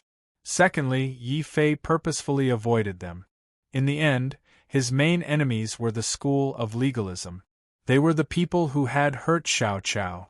Even though Yi Fei's killing intent grew with each passing day, Yi Fei still did his best to control himself and remain true to himself. I've prepared strong alcohol for my friends. I've also prepared weapons for my enemies. This is only my first warning. I'm only targeting the school of legalism. If you don't want to die, get out of my way. Yi Fei walked towards Martial Spirit City with the wind-fire gourd in his arms. Right now, no one dared to stop Yi Fei. They watched as the flames engulfed Martial Spirit City. Whether it was the half-emperors or martial saints of the school of legalism, they were all as fragile as paper before the flames. I see. You've come for my school of legalism. No wonder you've taken on my appearance. No wonder you've done so many seemingly unreasonable things. The flames burned as Fa Wudao stood on his fate wheel. He stood on the walls that were engulfed by flames coldly. He did not even glance at the deaths of his subordinate. In the eyes of the powerful school of legalism, half-emperors were only the most ordinary of powers. Fa Wudao did not care how many people died. He only cared about one thing. Fa Wudao raised his head and stared at Yi Fei. Fu Renjie, speak. What enmity do you have with my school of legalism? Are you going to represent the Fu family and declare war on my school of legalism? Boom. Fa Wudao's words were earth-shattering, shocking countless cultivators. What? This person was Fu Renjie, who had left his name on the martial spirit stele. If nothing unexpected happened, it was very likely that he would become a quasi-emperor in the future. What? He's from the Fu family? Shock filled Zhu Xiaomei's eyes. No, he's not from our Fu family. Our Fu family has already declined. It's impossible for us to give birth to a prodigy like him. A cultivator from the Fu family hurriedly denied this. They did not want to be the scapegoat. There's no need to guess. I'm not from the Fu family. Fu Renjie's name is just Fu Renjie. Yi from Fa Wudao's of legalism. Legalism. He wasn't surprised that Fa Wudao could see through his identity. After all, only those who had left their names on the heaven and earth ranking could obtain the divine flame. The reason why Yi Fei explained himself was because he didn't want Fu Renjie to be his scapegoat. As he spoke, Yi Fei pretended to take off the mask on his face. He had turned into another man with a cold aura. His face was cold and his body was filled with evil and demonic aura. Of legalism. Chen Mengyao was very sure. She had almost gotten together with Fu Renjie. She was absolutely sure that this person was not Fu Renjie. Be it in terms of aura or mannerisms, they were completely different. Chen Mengyao felt much better. It seemed like she had made the right choice. Whether it was Yi Fei or Fu Renjie, they were not worthy of being compared to the disciples of the Central Plains. In the North region, they might be geniuses, but in the Central Plains, they are mere ants. How can I, Chen Mengyao, associate myself with ants? Good. What an exquisite disguise. I should have known. You took the test behind our backs. Why would you leave your real name? Legalism clapped his hands and sincerely praised Yi Fei. However, the murderous aura on his body grew thicker. His fate wheel burned brighter. I don't care who you are or which family's hidden genius. You dared to impersonate me and destroy Martial Spirit City. That's a declaration of war against the legalism sect. Anyone who declares war against the legalism sect will only have one consequence, and that is destruction. Boom! Legalism made his move. The fate wheel beneath his feet turned into a full moon. The divine fire in the surroundings bounced off when it touched the fate wheel. It couldn't hurt legalism at all. This was a testament to his strength. While the other sovereigns were trying to avoid the divine fire, legalism actually stepped on it. The fate wheel beneath his feet suddenly turned into a huge, ancient disc that slashed forward. Come on, legalism. Let me have a taste of it. Yi Fei didn't cower. He suddenly threw the wind-fire gourd, which had lost its divine fire, and the celestial silkworm treasured garment at Grandmaster Zhu. Then, Yi Fei stepped into the raging divine fire. This was Yi Fei's plan. He couldn't deal with all the martialists in the city alone, so he might as well fill the entire city with divine fire. Ordinary sovereigns couldn't enter the divine fire. Only true powerhouses could resist the burning of the divine fire for a short period of time. Yi Fei and legalism were undoubtedly such people. Die. As Yi Fei roared, a fierce fistlight suddenly appeared in his hand. The fistlight was as black as ink, and when it was waved, it created a deathly hurricane. Right now, I still can't deal with the legalism sect. I have to hide my identity. I can't use the power of despair. Then, let me completely unleash the undying martial emperor's ultimate technique. Life and death fist. Yi Fei punched forward. The terrifying power caused the entire void to shake violently. The air was filled with the stench of death, as if he had turned into the Grim Reaper. In fact, Yi Fei's current appearance was the undying martial emperor's. What he unleashed was the purest form of the undying martial emperor's ultimate technique. The deathly fistlight collided with legalism's fate wheel. The moonlight on the fate wheel dimmed significantly. At the same time, the deathly aura on Yi Fei's body dissipated significantly. The surrounding divine flames seized this opportunity and hurtled toward Yi Fei to incinerate him. You can block my fate wheel? Unfortunately, you shouldn't have made an enemy out of my legalism. Seeing his fate wheel being forced back, a cold light flashed through Fa Wudao's eyes. He did not blame Yi Fei for impersonating him, but he was filled with jealousy and killing intent towards Yi Fei for surpassing him and leaving his name on the martial soul plaque. His murderous intent soon caused Fa Wudao's aura to reach its peak. Lawless! The dim light of the fate wheel suddenly became brighter. Fa Wudao flew over, holding the fate wheel in his hand as if he was holding the moon.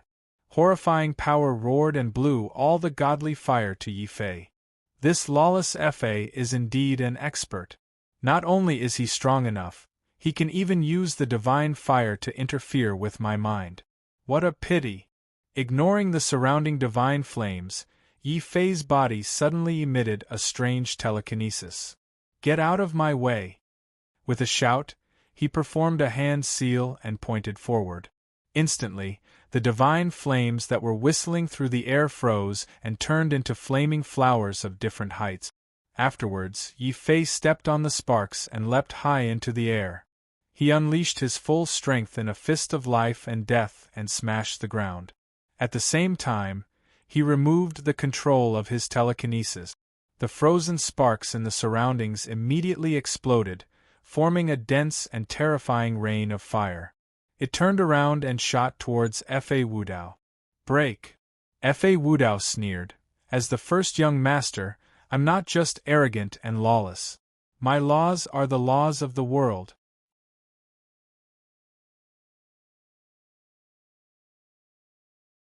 Chapter 11-13. Bloodline suppression. After all, the divine fire had left the battle god fire well. Its power was limited. It could stop an ordinary sovereign, but it could not stop a super powerhouse like Fa Wudao. But this was good. Even if he defeated Fa Wudao with the divine fire, he would not be convinced. Yi Futian would use his strongest power to finish off his opponent. Die! Yi Fei dashed forward. His fist turned into a deadly meteor and collided with Fa Wudao's fate wheel, creating a loud noise that shook the earth. How dare you come into contact with my fate wheel? You're courting death. Die! The giant fate wheel suddenly spun rapidly. It created a terrifying storm. 1 layer, 2 layers, 3 layers, 6 layers. A total of 6 layers of storm swept across the entire martial spirit city. Everything in the storm was crushed and turned into ashes. The void began to collapse as if it could not withstand the power. Fear flashed across Yi Fei's eyes. Fa Wudao's strength was terrifying. However, the stronger his opponent was, the more Yi Fei's battle intent surged. Before the storm swept over, a terrifying wave of telekinesis appeared on Yi Fei's body. He stared forward. Boom! The hurricane of heaven and earth, including lawless law, paused for a moment. Master Zhu opened his eyes wide and pointed at Yi Fei. He was so shocked that he could not say a word. What Yi Fei had used was the fixed form of telekinesis. It was a technique that was used when forging weapons. Now, Yi Fei was using it in a battle. Zhu Xiaomei was also confused. That guy seems to be using the Zhu family's forging principles. Can the principles be used like this?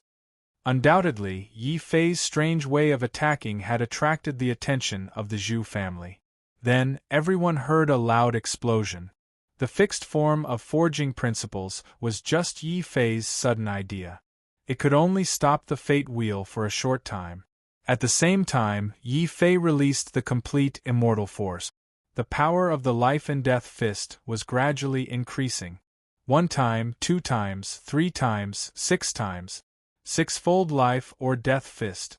It even contained a trace of death chi from the profound of life and death. With just 1 punch, it shattered the hurricane before Shaochen, causing it to dissipate into the air. When Yi Fei was about to destroy Fa Wudao's fate wheel as well, Yi Fei suddenly stopped. Law outside the law. The imprisoned Lawless suddenly opened his mouth and spat out an even more terrifying godly sound.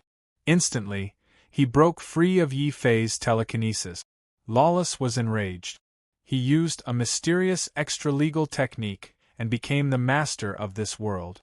All of a sudden, his fate wheel exploded, forming layers of destructive ripples that dashed toward Yi Fei. "This is my last move. I'll send you to hell."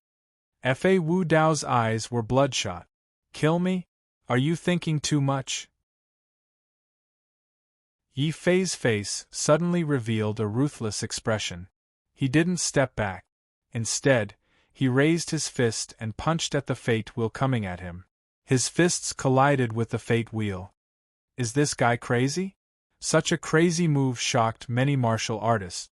Legalism was strong not only because of the number of quasi-emperors they had, but also because of their fate wheel bloodline. This was a very special bloodline. It could be used as a weapon and was extremely tough. Now Yi Fei actually wanted to use his fists to block the toughest and sharpest fate wheel of legalism. Was he crazy? The spectating cultivators were not the only ones who thought Yi Fei was crazy. Even Dallas Fa showed disdain on his face. So what if he can leave his name on the martial soul steel? In terms of bloodline, few quasi-emperor clans can surpass me. Today, I'll crush him with the power of my bloodline.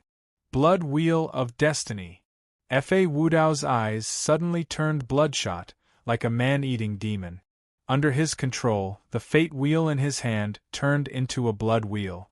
It tore through the air and shattered the ground. The ground they were standing on was instantly destroyed, unable to withstand the pressure of the blood wheel. The expressions of many martial artists immediately changed. They knew that Fa Wudao was about to use his specialty, bloodline suppression. As long as the opponent's special bloodline was inferior to Fa Wudao's, they would be suppressed by the blood wheel of destiny. This was the same principle as high-grade vicious beasts suppressing low-grade vicious beasts. At the same time, this was a special power of the legalist bloodline. Only 3 quasi-emperor families could ignore the bloodline suppression of the legalist school. Judging from how Yi Fei had hidden his identity time and time again, Fa Wudao was very confident that Yi Fei was definitely not from one of the 3 families. If this person comes from one of those families, he has no need to hide at all. Even if you can leave your name on the martial spirit tablet, I can still kill you as long as your bloodline is inferior to mine. The chance to kill Yi Fei was right before him. Fa Wudao's aura immediately became even more violent, like a raging flood. The huge blood wheel made the world seem like it no longer existed. Only the huge blood wheel continued to crush Yi Fei. Bloodline suppression? Interesting. Unfortunately, I don't have any special bloodline. What I do have is intent. Let's see if your bloodline or my intent is stronger. Intent of life and death, fist of death. Boom. Yi Fei finally stopped hiding. He had unleashed all of his primordial spirit, waiting for the moment when Fa Wudao let his guard down. That was the only time he could seriously injure Fa Wudao. If he revealed his primordial spirit too early, he might scare Fa Wudao away and not dare to fight him alone. If he revealed his primordial spirit too late, once the threat of the divine fire was gone, the other disciples would most likely rush in and surround him. This was just the right time. Rumble. Undying power turned into a tsunami, erupting from Yi Fei's fist. It formed a ripple of death that spread out in all directions. At the same time, the undying force condensed behind Yi Fei, forming a huge skeleton phantom. It appeared behind him, erupting with a deathly aura like a mountain of corpses and a sea of blood. Dang! A loud sound rang out. Yi Fei's fist of death, which contained all of his strength, fiercely smashed on the edge of the blood wheel. The sharp blood wheel was immediately smashed by the fist. Fa Wudao groaned. He was terrified to see that his strongest blood wheel was covered with dense cracks. Before he could activate his bloodline power to repair the cracks, there was a loud bang. The blood wheel of destiny was shattered by the undying power Yi Fei injected into it. The pieces fell to Fa Wudao's side. Fa Wudao's blood wheel was the condensation of his special bloodline. Once it was shattered, Fa Wudao not only suffered a great backlash, but more importantly, he would have to pay a great price to regenerate his fate wheel in the future.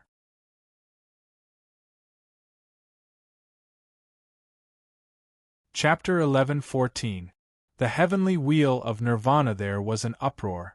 The blood wheel of fate has actually shattered. The school of legalism's so-called toughest special bloodline has actually been shattered by someone's bare hands? He really is a prodigy who has left his name on the martial spirit plaque. Who is he? Which clan does he come from? Yi Fei's performance shocked all the disciples present. Only now did they understand a little that Yi Fei had not left his name on the martial spirit plaque by luck. Instead, it was due to his true strength. Even Fa Wudao, who had the strongest bloodline, could not suppress his strength. A few disciples who wanted to use the chaos to launch sneak attacks on Yi Fei immediately gave up on that thought. They retreated back into the crowd silently. He's actually so powerful? Why haven't I heard of him before in the clans? Zhu Xiaomei wielded her golden halberd. She was also a prodigy, and she was only slightly weaker than Fa Wudao. Zhu Xiaomei wielded her halberd right now. She wanted to kill her way in regardless of anything and settle her debts with Yi Fei. However, when she saw Yi Fei smash the blood-red wheel with his fists, Zhu Xiaomei hesitated again. She was shocked as well. She was unable to connect the crazy Yi Fei with the evil young man who had taken advantage of her earlier. Which one is the real him? Crazy and brave? Or is he evil and stern? Third miss, don't be fooled by this kid's appearance. He's brave, he's evil, but he's neither of them. He's both righteous and evil. He's quite a good seedling.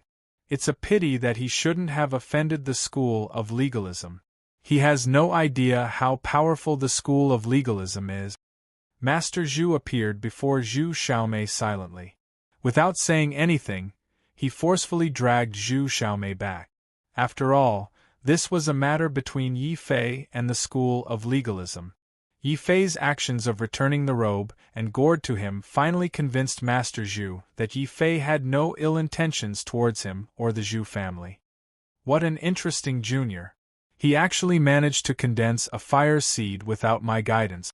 If it weren't for his deep enmity with the school of legalism, I would really want to take him in as a disciple, Master Zhu sighed inside. However, when he saw the empty wind-fire gourd, his face twitched again. He picked it up in a hurry and went around collecting the scattered divine fires. These divine fires are crucial to me breaking through to Emperor's preceptor. That bastard, if he's setting them on fire, he's setting them all. Master Zhu no longer Master Zhu hurriedly picked up the scattered divine fires. Zhu Xiaomei's face was filled with hesitation.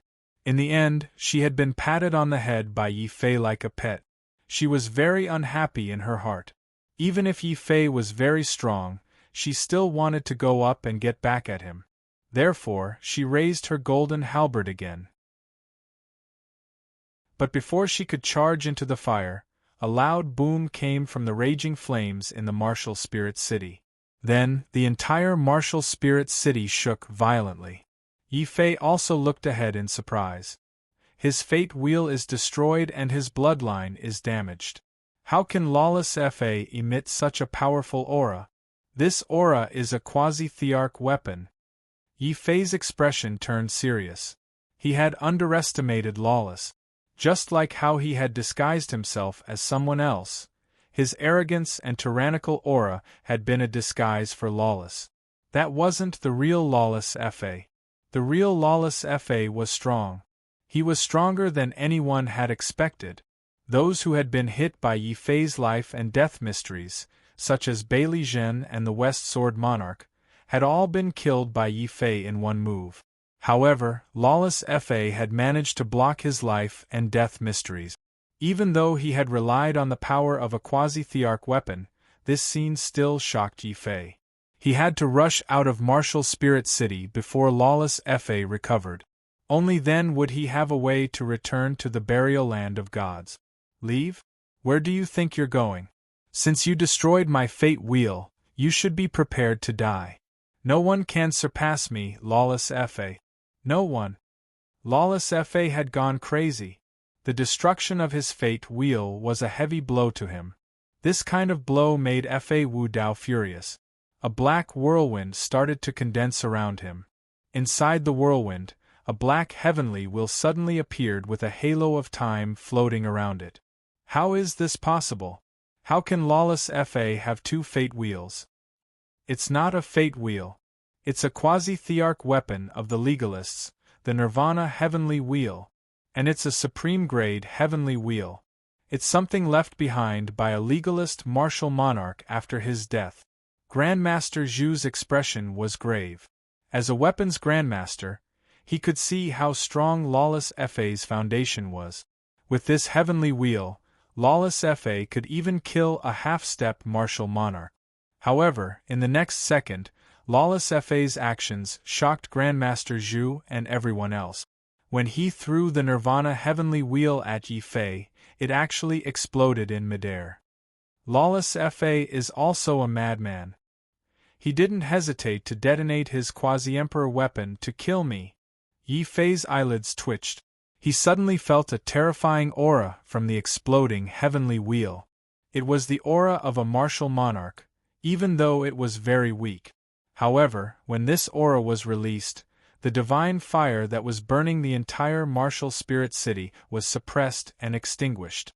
With a loud bang, the entire martial spirit city was torn to pieces and turned into ashes at the moment the Nirvana heavenly wheel self-destructed. Is lawless Fa crazy? The Nirvana heavenly wheel is the treasure of the legalist. How dare he detonate it? Zhu Xiaomei's eyes widened. As a genius of an aristocratic family, she couldn't understand Yi Fei. Now, she couldn't even understand lawless Fa. Third miss, lawless Fa isn't crazy. He used a quasi-emperor weapon to kill a future martial monarch. It's a good plan. What a pity. Grandmaster Zhu shook his head. His expression suddenly turned serious as he looked in Yi Fei's direction. This is lawless Fa's ultimate move. Yi Fei's expression became even more serious. The explosion of a quasi-emperor weapon wasn't a joke. Even a martial monarch could be killed instantly if he wasn't careful. Furthermore, lawless Fa didn't just detonate his heavenly wheel. When the quasi-emperor weapon exploded, lawless Fa cut his finger. Drops of blood flew out and quickly merged with the heavenly wheel. Soon, an even more terrifying aura of a martial monarch appeared. That aura made Yi Fei's hair stand on end. He suddenly recalled the scene in the martial imperial palace where the stone puppet had summoned the remnant soul of the three ultimate martial monarch. Yi Fei suddenly had a terrifying thought. Oh no, lawless Fa is summoning the martial monarch's soul. He wants to use the martial monarch's soul to kill me. I have to stop him. Yi Fei couldn't care less about running away. Once lawless Fa summoned the martial monarch's soul, he would be killed instantly no matter how fast he ran. Life and death ultimacy, fist of death. Boom, boom, boom. The entire sky went berserk. When Yi Fei's life and death ultimacy reached its peak, the skeleton behind him turned into a gloomy light beam that devoured life.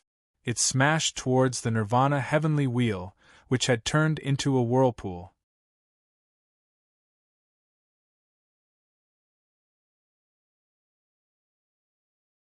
Chapter 11:15. Ancestor of Dharma's Real Spirit, Destiny Wheel, Ancestor of Dharma's Real Spirit. Kill him! Fa Wudao roared. His face was ferocious, but it soon turned into a look of deep hatred. At this moment, his voice had turned into a curse. Threads of black curse power entered the Nirvana wheel that had exploded into a whirlpool along with Fa Wudao's blood. Bang!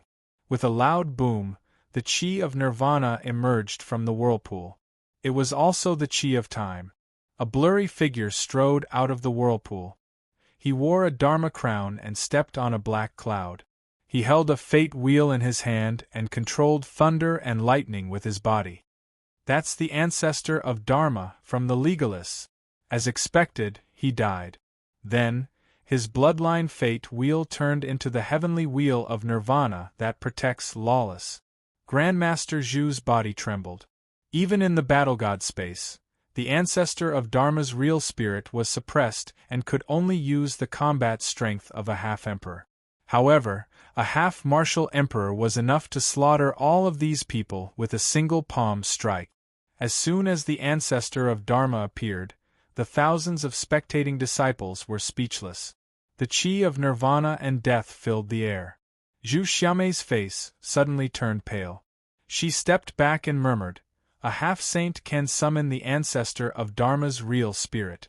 Is Fa Wudao really that strong?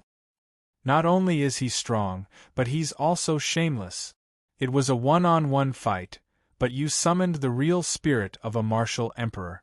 I've learned about the legalists' methods." Yi Fei's anger soared to the sky. If it was a one-on-one fight, he wouldn't complain even if he died. However, Fa Wudao was too insidious. He couldn't defeat Yi Fei, so he summoned the real spirit of a martial emperor to bully the weak. No matter how strong Fa Wudao's bloodline was, he was still despicable. "Ha ha ha, whatever you say. You deserve to die for destroying my fate wheel. You deserve to die for making the legalists your enemy. As long as I can kill you, it's my ability." Fa Wudao also knew that what he had done was despicable. However, the destruction of his fate wheel had driven him mad with rage. "I'll kill him no matter what. I won't lose. I won't lose. Ancestor of Dharma's real spirit, kill him." "Yes." An ancient voice came from the mouth of the technique ancestor's true spirit. It was this divine voice that had actually pulverized Yi Fei's deathmat. The powerful profound of life and death couldn't harm the ancestor of technique's true spirit. On the contrary, the ancestor of technique's deafening voice shook Yi Fei until he spat out blood from his nose and mouth. He felt as if all the bones in his body were about to shatter. If he was already in such a state, many of the disciples of the aristocratic families near the martial spirit city were sent flying and vomiting blood. They were severely injured by the divine sound and fainted on the spot. That was the power of a martial emperor. Even though it was a real spirit, even though it could only display the fighting strength of a half-emperor, the ancestor of techniques was still extremely terrifying. "Kill!" Law Pathless roared again. His face was ferocious as he pointed at Yi Fei. His eyes were filled with hatred and murderous intent. At the same time, the ancestor of techniques, who looked like a giant in the sky, actually followed his movements and got into a fighting posture. It was as if Pathless Law had become the ancestor of techniques and the ancestor of techniques had become Pathless Law. Following Pathless Law's movements, the ancestor of techniques in the sky took out a terrifying fate wheel the size of a mountain from behind him. It was the fate wheel of a martial emperor. Even though it was also suppressed by the martial god space, its power was still extremely terrifying. The ancestor of techniques waved the fate wheel, and half of the divine fire in the martial spirit city was extinguished by the fate wheel. Just by touching the fate wheel, Yi Fei felt as if his body had been ruthlessly slashed by a knife. There was a huge gash on his body and blood spurted into the sky. Immortal power, retreat. Yi Fei's face was grave and there was a faint trace of fear. If he hadn't been afraid of exposing his identity, he could have activated the despair power.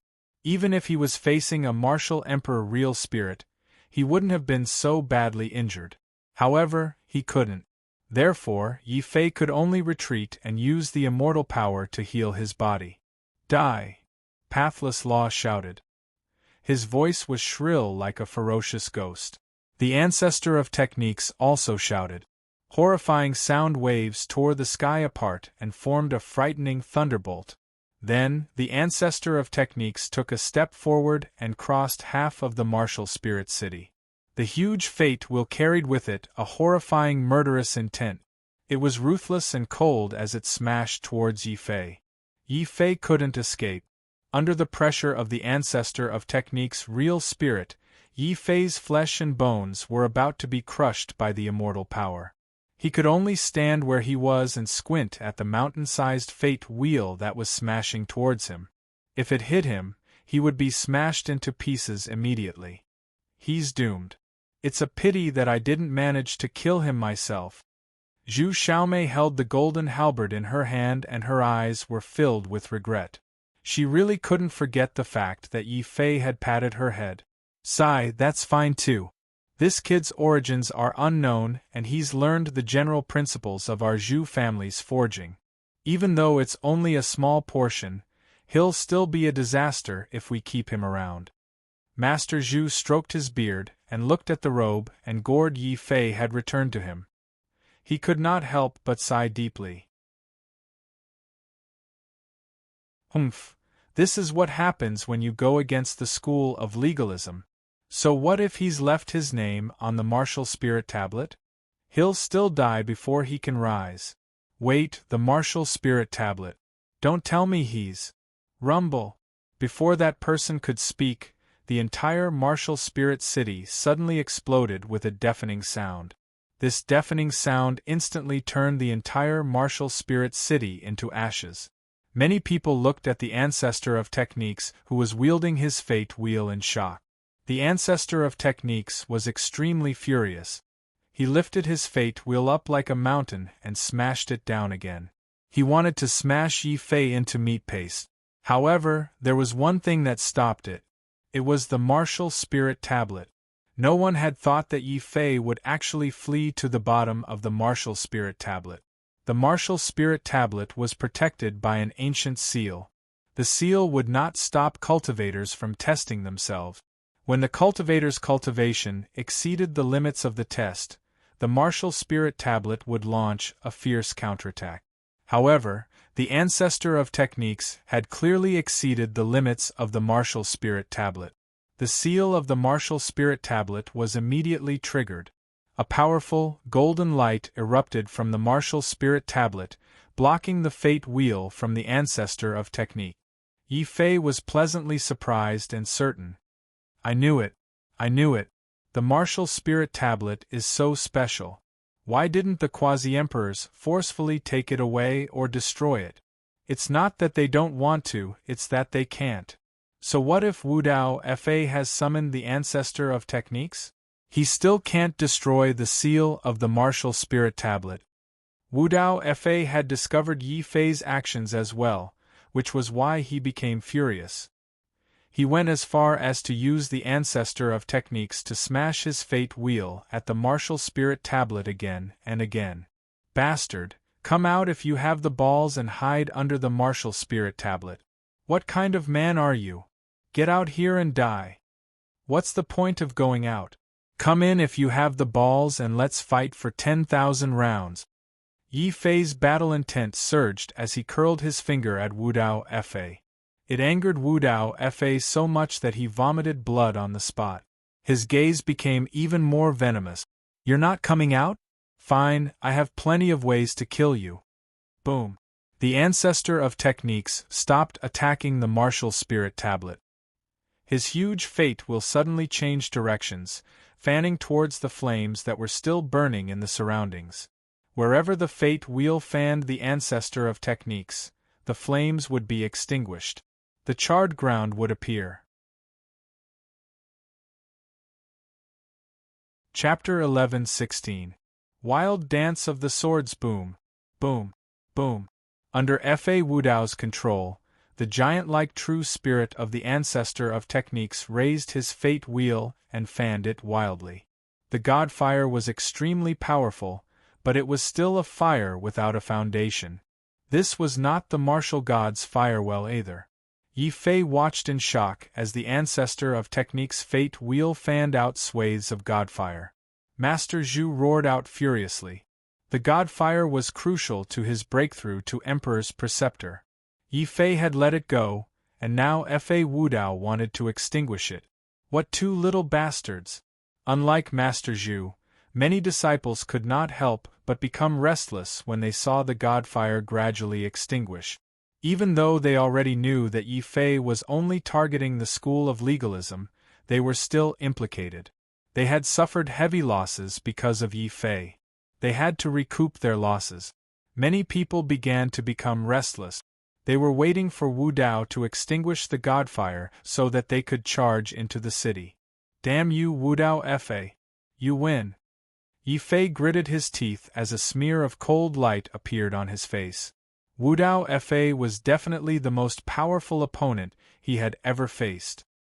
He had used the martial spirit tablet to block the ancestor of technique's attack, but Fa Wu Dao immediately changed his attitude. He wanted to extinguish the godfire and force Yi Fei out. Even though he knew it was Fa Wu Dao's scheme, Yi Fei knew that he had to fight when he saw the godfire gradually extinguish. If he continued to avoid the battle, the disciples outside would all charge in once the godfire was extinguished. What awaited him would be an even more dangerous situation. He had to go for it. Yi Fei suddenly turned into a streak of light and charged out of the martial spirit tablet. You really have fallen for it. Fa Wu Dao sneered. His fate wheel had been destroyed, so he looked at Yi Fei with deep hatred. Fa Wu Dao move. The ancestor of techniques in the sky immediately turned. The fate wheel that was fanning the godfire suddenly turned into a huge, ancient disc. It whipped towards Yi Fei viciously. If it hit him, the half-emperor's attack could instantly crush him to pieces. However, there was no fear on Yi Fei's face. Instead, he revealed a very vicious expression. He even subconsciously glanced at Grandmaster Zhu. Although he couldn't reveal his true strength, Yi Fei wasn't completely helpless against this terrifying ancestor of techniques. He was only concerned about Grandmaster Zhu. This person was also the only one who knew his weakness. Now we can only bet that Grandmaster Zhu will not reveal the secret of the ice bow because of Di Shihan's oath. Otherwise, Yi Fei wouldn't have returned the heavenly silkworm treasured robe and wind fire gourd to Grandmaster Zhu so quickly. He had already expressed his sincerity, and now it was up to Grandmaster Zhu to decide. Besides, I have no way out now. I don't want to expose the power of despair. The only thing I can use to fight against the ancestor of techniques is my ice bow. Yi Fei clenched his teeth. The moment the fate wheel was about to hit him, he quickly touched his interspatial belt and Martial Emperor Hanbing's ice bow appeared in his hand. The bow then enlarged rapidly. Soon Yi Fei's hands were filled with huge bows and arrows. It was different from the Ice Emperor's ice bow. The completely repaired ice bow not only had its power increased tremendously, but even the appearance of the ice bow had changed drastically. The moment the ice bow was revealed, it didn't look like an ice bow. It looked more like two huge ice dragons that were twisting and turning. The dragon heads bit together and formed the sacred bow. This young man has finally used this treasure. However, he has a bow but no arrows. How is he going to defend against the ancestor of technique's attack? Grandmaster Zhu smiled.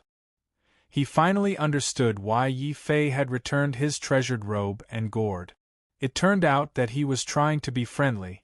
After all, he was the one who had made the ice bow. Based on this, it wouldn't be difficult to find out Yi Fei's true identity. It's a pity that I've already sworn on my Emperor Master Spirit. This brat also somehow managed to condense my fire seed. Even if I know this clue, I can't tell anyone. Sigh. Grandmaster Zhu sighed. In the end, he gave up on the idea of exposing Yi Fei. What kind of boundary emperor weapon is that? Why do I feel that the ancestor of technique's true spirit is trembling? It's a pity that he has a bow but no arrows. This is my chance. Ancestor of techniques, kill him immediately. Roar.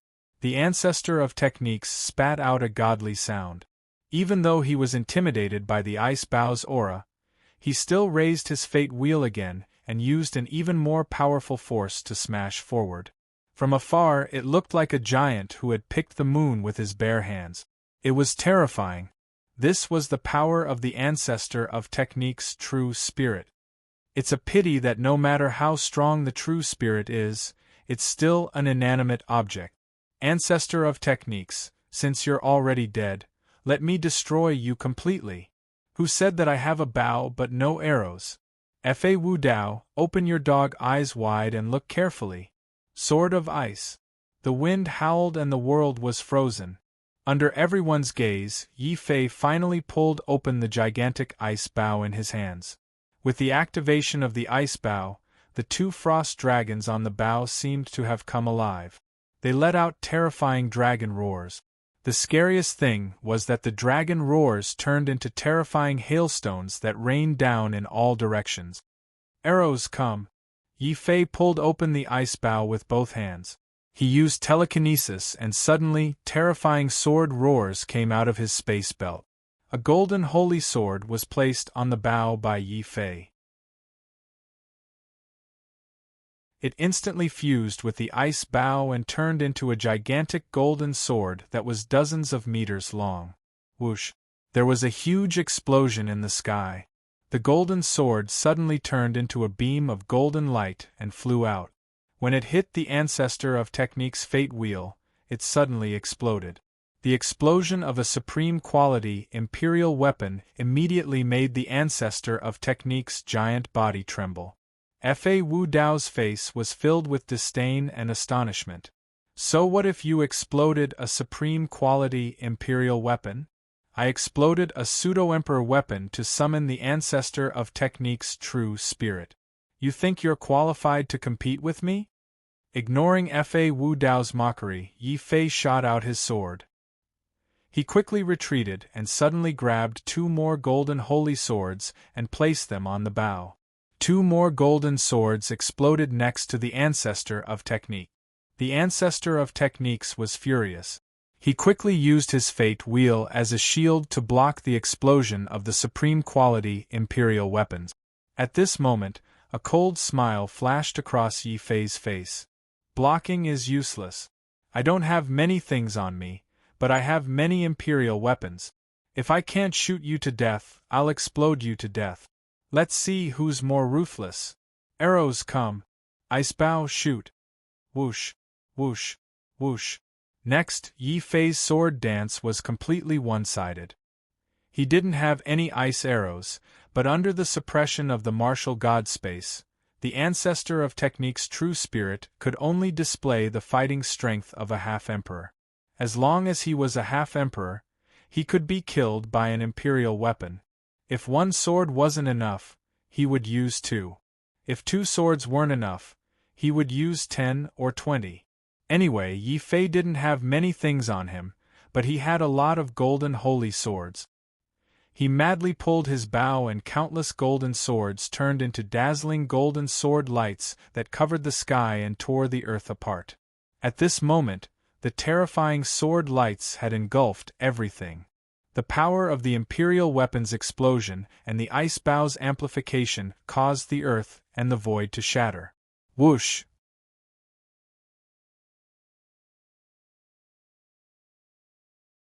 Chapter 11:17. Fleeing in panic as soon as he finished speaking, the sky had gone completely berserk.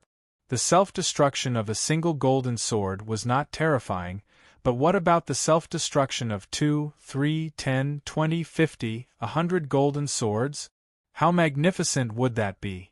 Apart from the martial spirit steel, which was protected by the restrictions, the other spaces in the martial spirit city had all collapsed. It was like a landslide, like a tsunami. Yi Fei was simply too crazy. He actually caused a total of 100 golden holy swords to explode. What was even crazier was that it was not his own power that caused the golden holy swords to explode. Instead, it was the ice bow that was amplified by a half-imperial armament. A self-destruction like this had undoubtedly exceeded the limits of what cultivators could imagine. Many people only saw the sky and earth vanish under the terrifying dance of swords. There was only endless sword light and Yi Fei's figure as he frantically drew the ice bow. Madman. He's a true madman. He wants to destroy the martial god space and all of us. Many disciples could clearly see that the entire martial god space was shaking violently as Yi Fei drew the bow in a frenzy, as if it could not withstand Yi Fei's crazy destructive power. If they could stop Yi Fei, everyone present, including Zhu Xiaomei and Grandmaster Zhu, would stop him from drawing the bow at all costs. He was crazy. That was everyone's evaluation of Yi Fei. We can't let him continue like this. His crazy destruction might trigger the final restriction of the martial god space and destroy us all. Heavens, who can stop this madman? I don't want him to return the spiritual stones. I just don't want to be killed by him. Save me. Even Yi Fei had never imagined that he would behave so crazily when he used the sword as a bow. However, the crazier Yi Fei was, the calmer and crazier he became. His eyes became brighter and brighter. Everything he had done recently flashed through his mind. Then Yi Fei suddenly discovered something from the depths of his mind. His face involuntarily revealed a trace of shock, a trace of fear, and then a trace of dense anger. Human demon. Boom. Heaven and earth thunder, purple lightning snake. The words human and demon seemed to contain some kind of taboo, which caused the entire martial god space to shudder violently, as if it was going to collapse at any second. Crazy, he's really crazy. Heavens, let's not fight with this lunatic anymore. The young masters of the aristocratic families present were all going crazy. The damage they had done to Yi Fei had reached an indescribable level. However, everyone knew that if Yi Fei continued to wreak havoc, the entire martial god's space might be destroyed by Yi Fei. What a crazy brat. Third miss, please don't try to take revenge on him in the future, Master Zhu said sincerely. He was actually trying to persuade Zhu Xiaomei to let go of her grudge with Yi Fei. Zhu Xiaomei did not say a word. She only widened her eyes and looked at the sky in disbelief. In the sky, Yi Fei kept drawing his bow.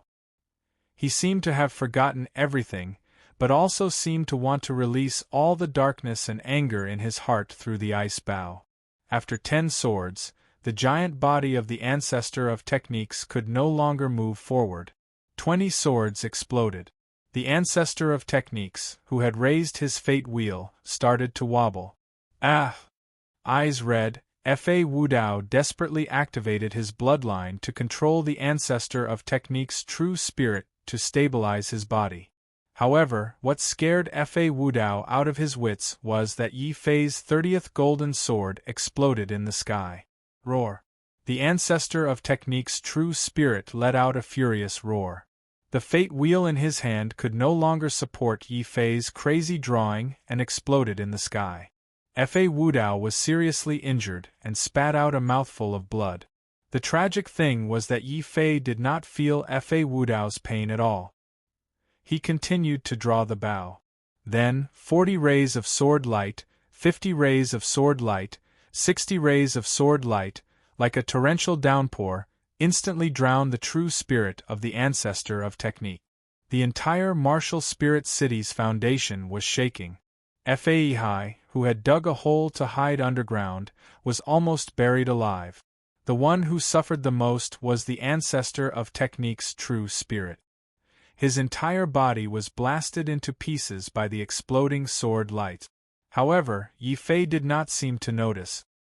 He continued to draw the bow. Without the ancestor of technique's true spirit, his swords were aimed at Fa Wudao's real body. Fa Wudao could no longer maintain his initial arrogance. The destruction of the ancestor of technique's true spirit was a devastating blow to his confidence. Seeing that Yi Fei did not want to let him go and continued to draw the ice bow, Fa Wudao felt so wronged that he spat out black blood 3 meters away. If it weren't for that ice bow, if it weren't for all those swords, I, Fa Wudao, would not have lost. My ancestor of technique's true spirit would not have been destroyed. Fa Wudao roared at the sky, his hair disheveled. Then, he glared at Yi Fei with eyes full of hatred and jealousy. Suddenly, he turned around and fled.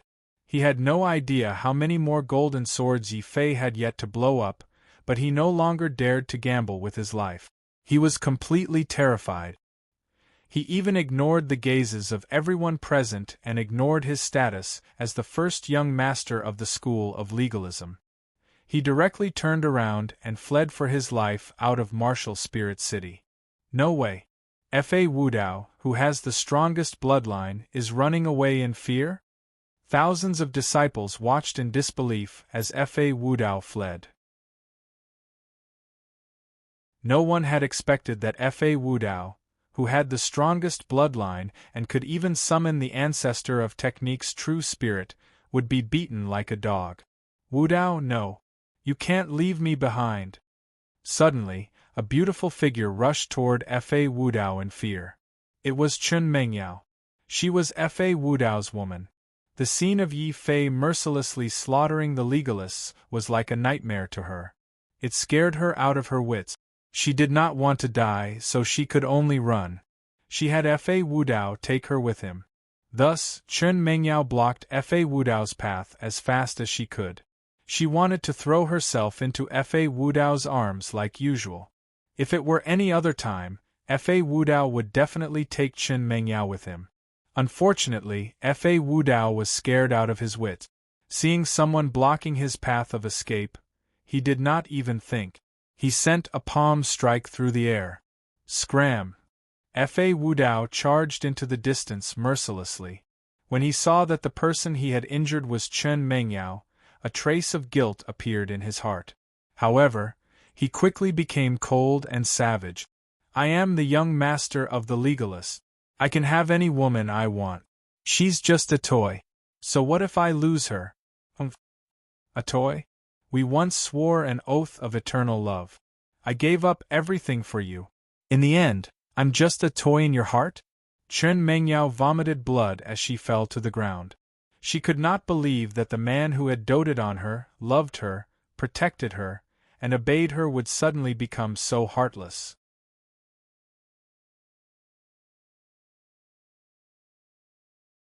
Chapter 11:18. The flames of Chun Mengyao could not accept this. In the North region, she was the most beautiful fairy Mengyao. All the geniuses were infatuated with her. In the Middle Continent, she was also a top beauty. Even a young master of a quasi-emperor family like Fa Wudao was infatuated with her. But now, in front of everyone, the man who had once pledged his undying love to her, and made her give up everything for him, had cruelly abandoned her and humiliated her. Chun Mengyao could not accept this. Looking at Fa Wudao's miserable figure fleeing, Chun Mengyao was sad at first. But soon an even stronger anger filled her eyes. Her eyes were filled with hatred. She didn't run anymore. Instead, she risked her life. She looked at Yi Fei, who also ran out of the fire. Chun Mengyao recovered her beautiful face. She looked at Yi Fei, then pointed at the escaping Fa Wudao and screamed hysterically, "Kill him! Help me kill him! Are you ordering me?" Yi Fei looked at Chun Mengyao with a complicated expression. She was once a genius of the North region. She had once captivated many warriors.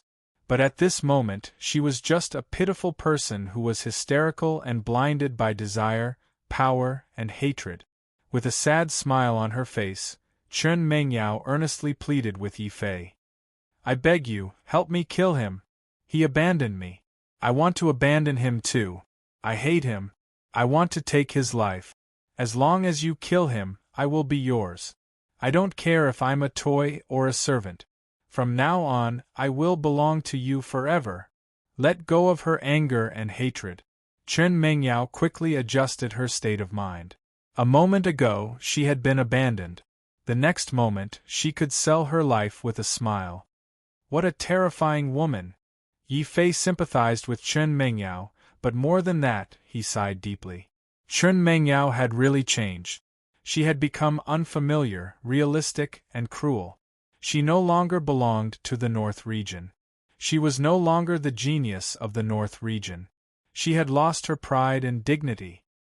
He thought of Chen Mingyao's betrayal and the warriors of the northern region who had died in the outer sea because of her betrayal. Yi Fei sighed. He gave up on the idea of killing Chen Mingyao. Sometimes, living is more painful than dying. Chen Mingyao, I will let you witness the rise of the northern territory with your own eyes. Live to witness the glory of me, Fu Renjie, Lin Tianjiao, and all the other martial artists of the northern territory. However, that kind of glory no longer belongs to you. He thought to himself. Yi Fei's expression had already returned to its usual coldness as he coldly walked towards Chen Mingyao. Just as the latter thought that her beauty had moved Yi Fei, Chen Mingyao turned around to look at him. Yi Fei suddenly turned around. He completely treated Chen Mingyao as heir. Yi Fei walked around Chen Mingyao, held the ice bow, and went in front of Master Zhu. What are you doing? Zhu Xiaomei was heroic. She was clearly a woman, but when she held her golden battle halberd, many people could clearly feel a strong domineering aura from her. Even though Wu Dao Fa had fled pathetically, even though Yi Fei's madness had frightened the disciples of the aristocratic families and made them not dare to make an enemy out of him, Zhu Xiaomei still dared to confront him. However, Zhu Xiaomei still dared to confront Yi Fei. Her eyes didn't show any signs of surrender. Faintly, there was even a trace of battle intent. Don't worry. I'm not here to fight with you. I'm only here to thank Master Zhu. Master Zhu, thank you. Yi Fei put away his ice bow and suddenly bowed deeply to Master Zhu respectfully. The battle just now had been very dangerous. The ancestor of technique's true spirit was terrifying enough to kill all the warriors present. If Master Zhu had not repaired his ice bow, Yi Fei would have died. Yi Fei knew that it would not have been so easy for him to destroy the ancestor of techniques and scare Wu Dao Fa away. This old man was worthy of his respect and gratitude. There's no need to thank me. This old man hasn't forgotten the evil things you did to me. Master Zhu was fuming. Facing Yi Fei, he always felt like he had shot himself in the foot. That feeling made Master Zhu not know whether to be angry or amused. Master, it's my fault for implicating you. If I have time, I will personally go to the Zhu family to apologize. But now I must take my leave. Yi Fei straightened up. The sharpness of his body suddenly disappeared. He was like an ordinary person. Holding his ice bow, he walked out of the city and into the forest in the distance. He did not chase after Wu Dao Fa. That was purely a waste of time. He also did not look at Chen Mingyao, no matter how beautiful and alluring she was. I really want to go home. I really miss my sister. Uncle Jian, the stone puppet, Luo Shi, senior brother Jing, elder sword maniac. Scenes of the northern region appeared before Yi Fei's eyes, giving him the urge to go back immediately. But he couldn't. The human demon catastrophe. 7 stars around the arm. This was an incomparably heavy mission. The legalists were eyeing them covetously. The mystery of Xiao Chao's origins. This was a responsibility he could not shirk. Fight. This was the only word that appeared in Yi Fei's mind. Fight for the common people, fight for his brothers, fight for Xiao Chao, and also fight for himself. I can't bring these battles back to the northern region. I can't let my sister and Uncle Jian be harmed. Then, let me slaughter and fight in Zhongzhou until the heavens and earth are turned upside down.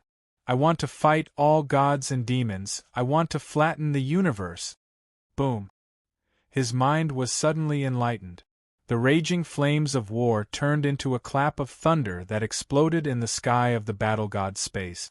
Human demon, you can't control me. Yi Fei suddenly raised his ice bow and shot the last dozen golden swords into the sky. After this hardy battle, Yi Fei finally understood that he had fallen into the human demon's trap from the beginning. The human demon had given him the complete path of the war demon because he knew that the path of the war demon could affect a person's state of mind and ultimately cause that person to sink into complete darkness. The path of the war god was the opposite. It could ignite the flames of war in Yi Fei's heart, causing his heart that was gradually being swallowed by darkness to shine with light again. 7 or 8 seconds later, more than a dozen golden swords exploded in the sky, forming a dozen terrifying vortexes that tore through the void, as if they were going to completely destroy the battle god's space. At this moment, in the shattered void, a giant skeletal hand that covered the sky appeared. With a light grab, the light from the golden sword's explosion instantly disappeared without a trace. Seeing that he could not use the path of the war demon to lure Yi Fei into eternal darkness, the human demon used another method to warn Yi Fei not to reveal his existence. Once Yi Fei spoke, the human demon would most likely crush Yi Fei into pieces like how he had crushed the golden sword. Humph! Just you wait, Yi Fei, will become a martial god within 100 years. Then, I will personally behead you and avenge the 7 martial gods of the 6 sacred sects.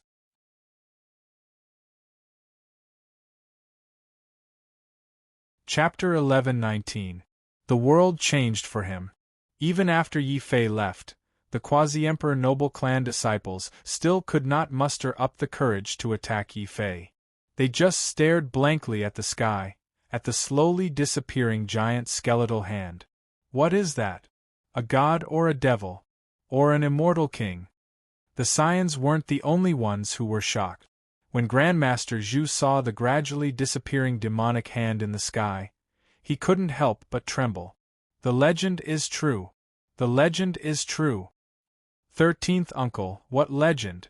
Zhu Xiaomei turned her head and found that Grandmaster Zhu was actually trembling.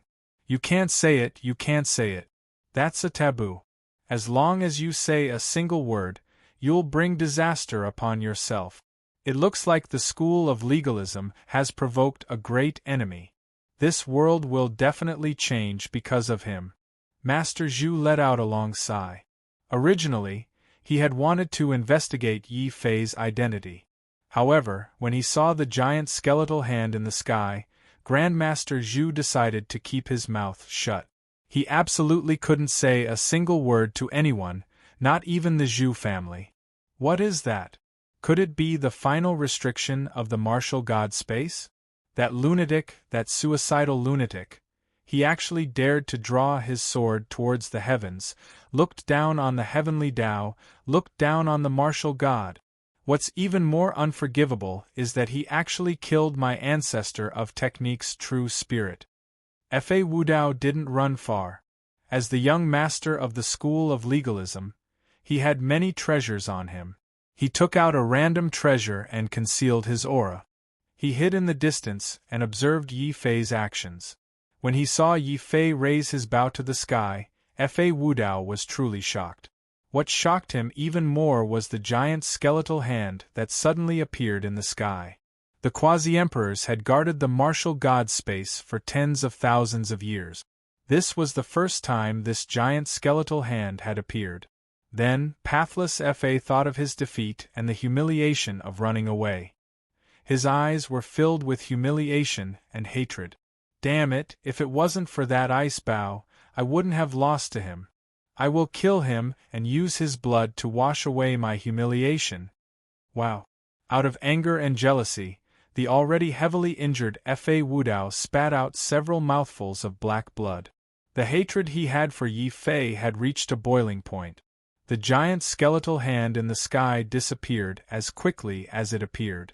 In just a short period of time, the martial god space had returned to normal. But no one knew that through the shattered void of Yi Fei, there were 10 white bone emperor dragons roaring, with the golden chariot as the dividing line. One on the left and one on the right, 2 figures stood facing each other. You can't do anything to him. Don't forget our agreement. 100 years. He has 100 years to grow. If you dare to break the agreement and harm a single hair on my brother's head, I'll die with you. Wang Bai raised his hand and suppressed the roaring white bone emperor dragons. His robes were whiter than snow, and his body exuded a ferocious aura that could destroy the world. Then, he turned into a 7-faced, thousand-armed demon god with a compassionate expression and slowly walked into the unknown void. The human demon didn't stop him. He slowly retracted the rapidly shrinking skeletal hand. His eyes were deep and ferocious. What an interesting brat. After being lured into the darkness by me, he didn't completely fall. Instead, he walked out from the darkness. However, he has already cultivated the complete battle demon Tao. Darkness will be everywhere. There will come a day when he will fall into the demonic path. There will come a day when he will become another human demon. Wang Bai, you can't stop him. You're only creating another human demon by nurturing him. Roar. The void shattered as the human demon roared. His skeletal body suddenly became full of flesh and blood. His divine robes shone brightly, making him look like an eternal and indestructible godly king. However, the godly king's face was incomparably ferocious and flashed with the desire to kill. I, the human demon, want it, but not the heavens. If the heavens don't give it to me, I'll get it even if I have to destroy this world. He stepped back onto the golden chariot. The 12 white bone emperor dragons roared in unison. They dragged the golden chariot, and their figures were gradually dragged back by the giant chains in the depths of the void. At the same time, in the world of spiritual herbs, at this time, a towering tree that was tens of thousands of meters tall and covered the sky slowly swayed with countless golden leaves. Golden leaves filled the sky. 10,000 years passed quietly like flowing water. The heavenly Tao tree was tall and lush. Its deep tree eyes seemed to be able to see through countless layers of space. It looked at Yi Fei, the human demon, and the departing Wang Bai. Finally, its gaze fell on Xiao Chao, who was sleeping soundly.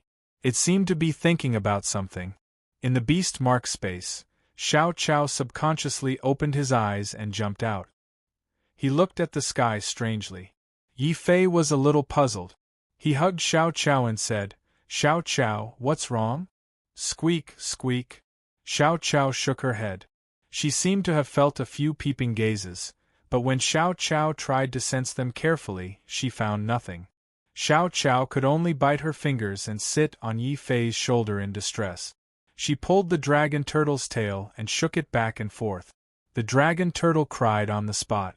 Unfortunately, it had eaten too much. It didn't even have the strength to resist. Looking at the dragon turtle that had become 3 times fatter, Yi Fei's face twitched. This stupid turtle only eats spirit stones and doesn't work. Since it's still so fat, if there's a pot, I'll definitely stew it into turtle soup. It took Yi Fei 3 days to pass through the vast forest and return to the spatial node of the flesh rampart. On a hill not far away, Yi Fei saw a familiar figure. Dongfang Yu built a simple straw hut on the hill.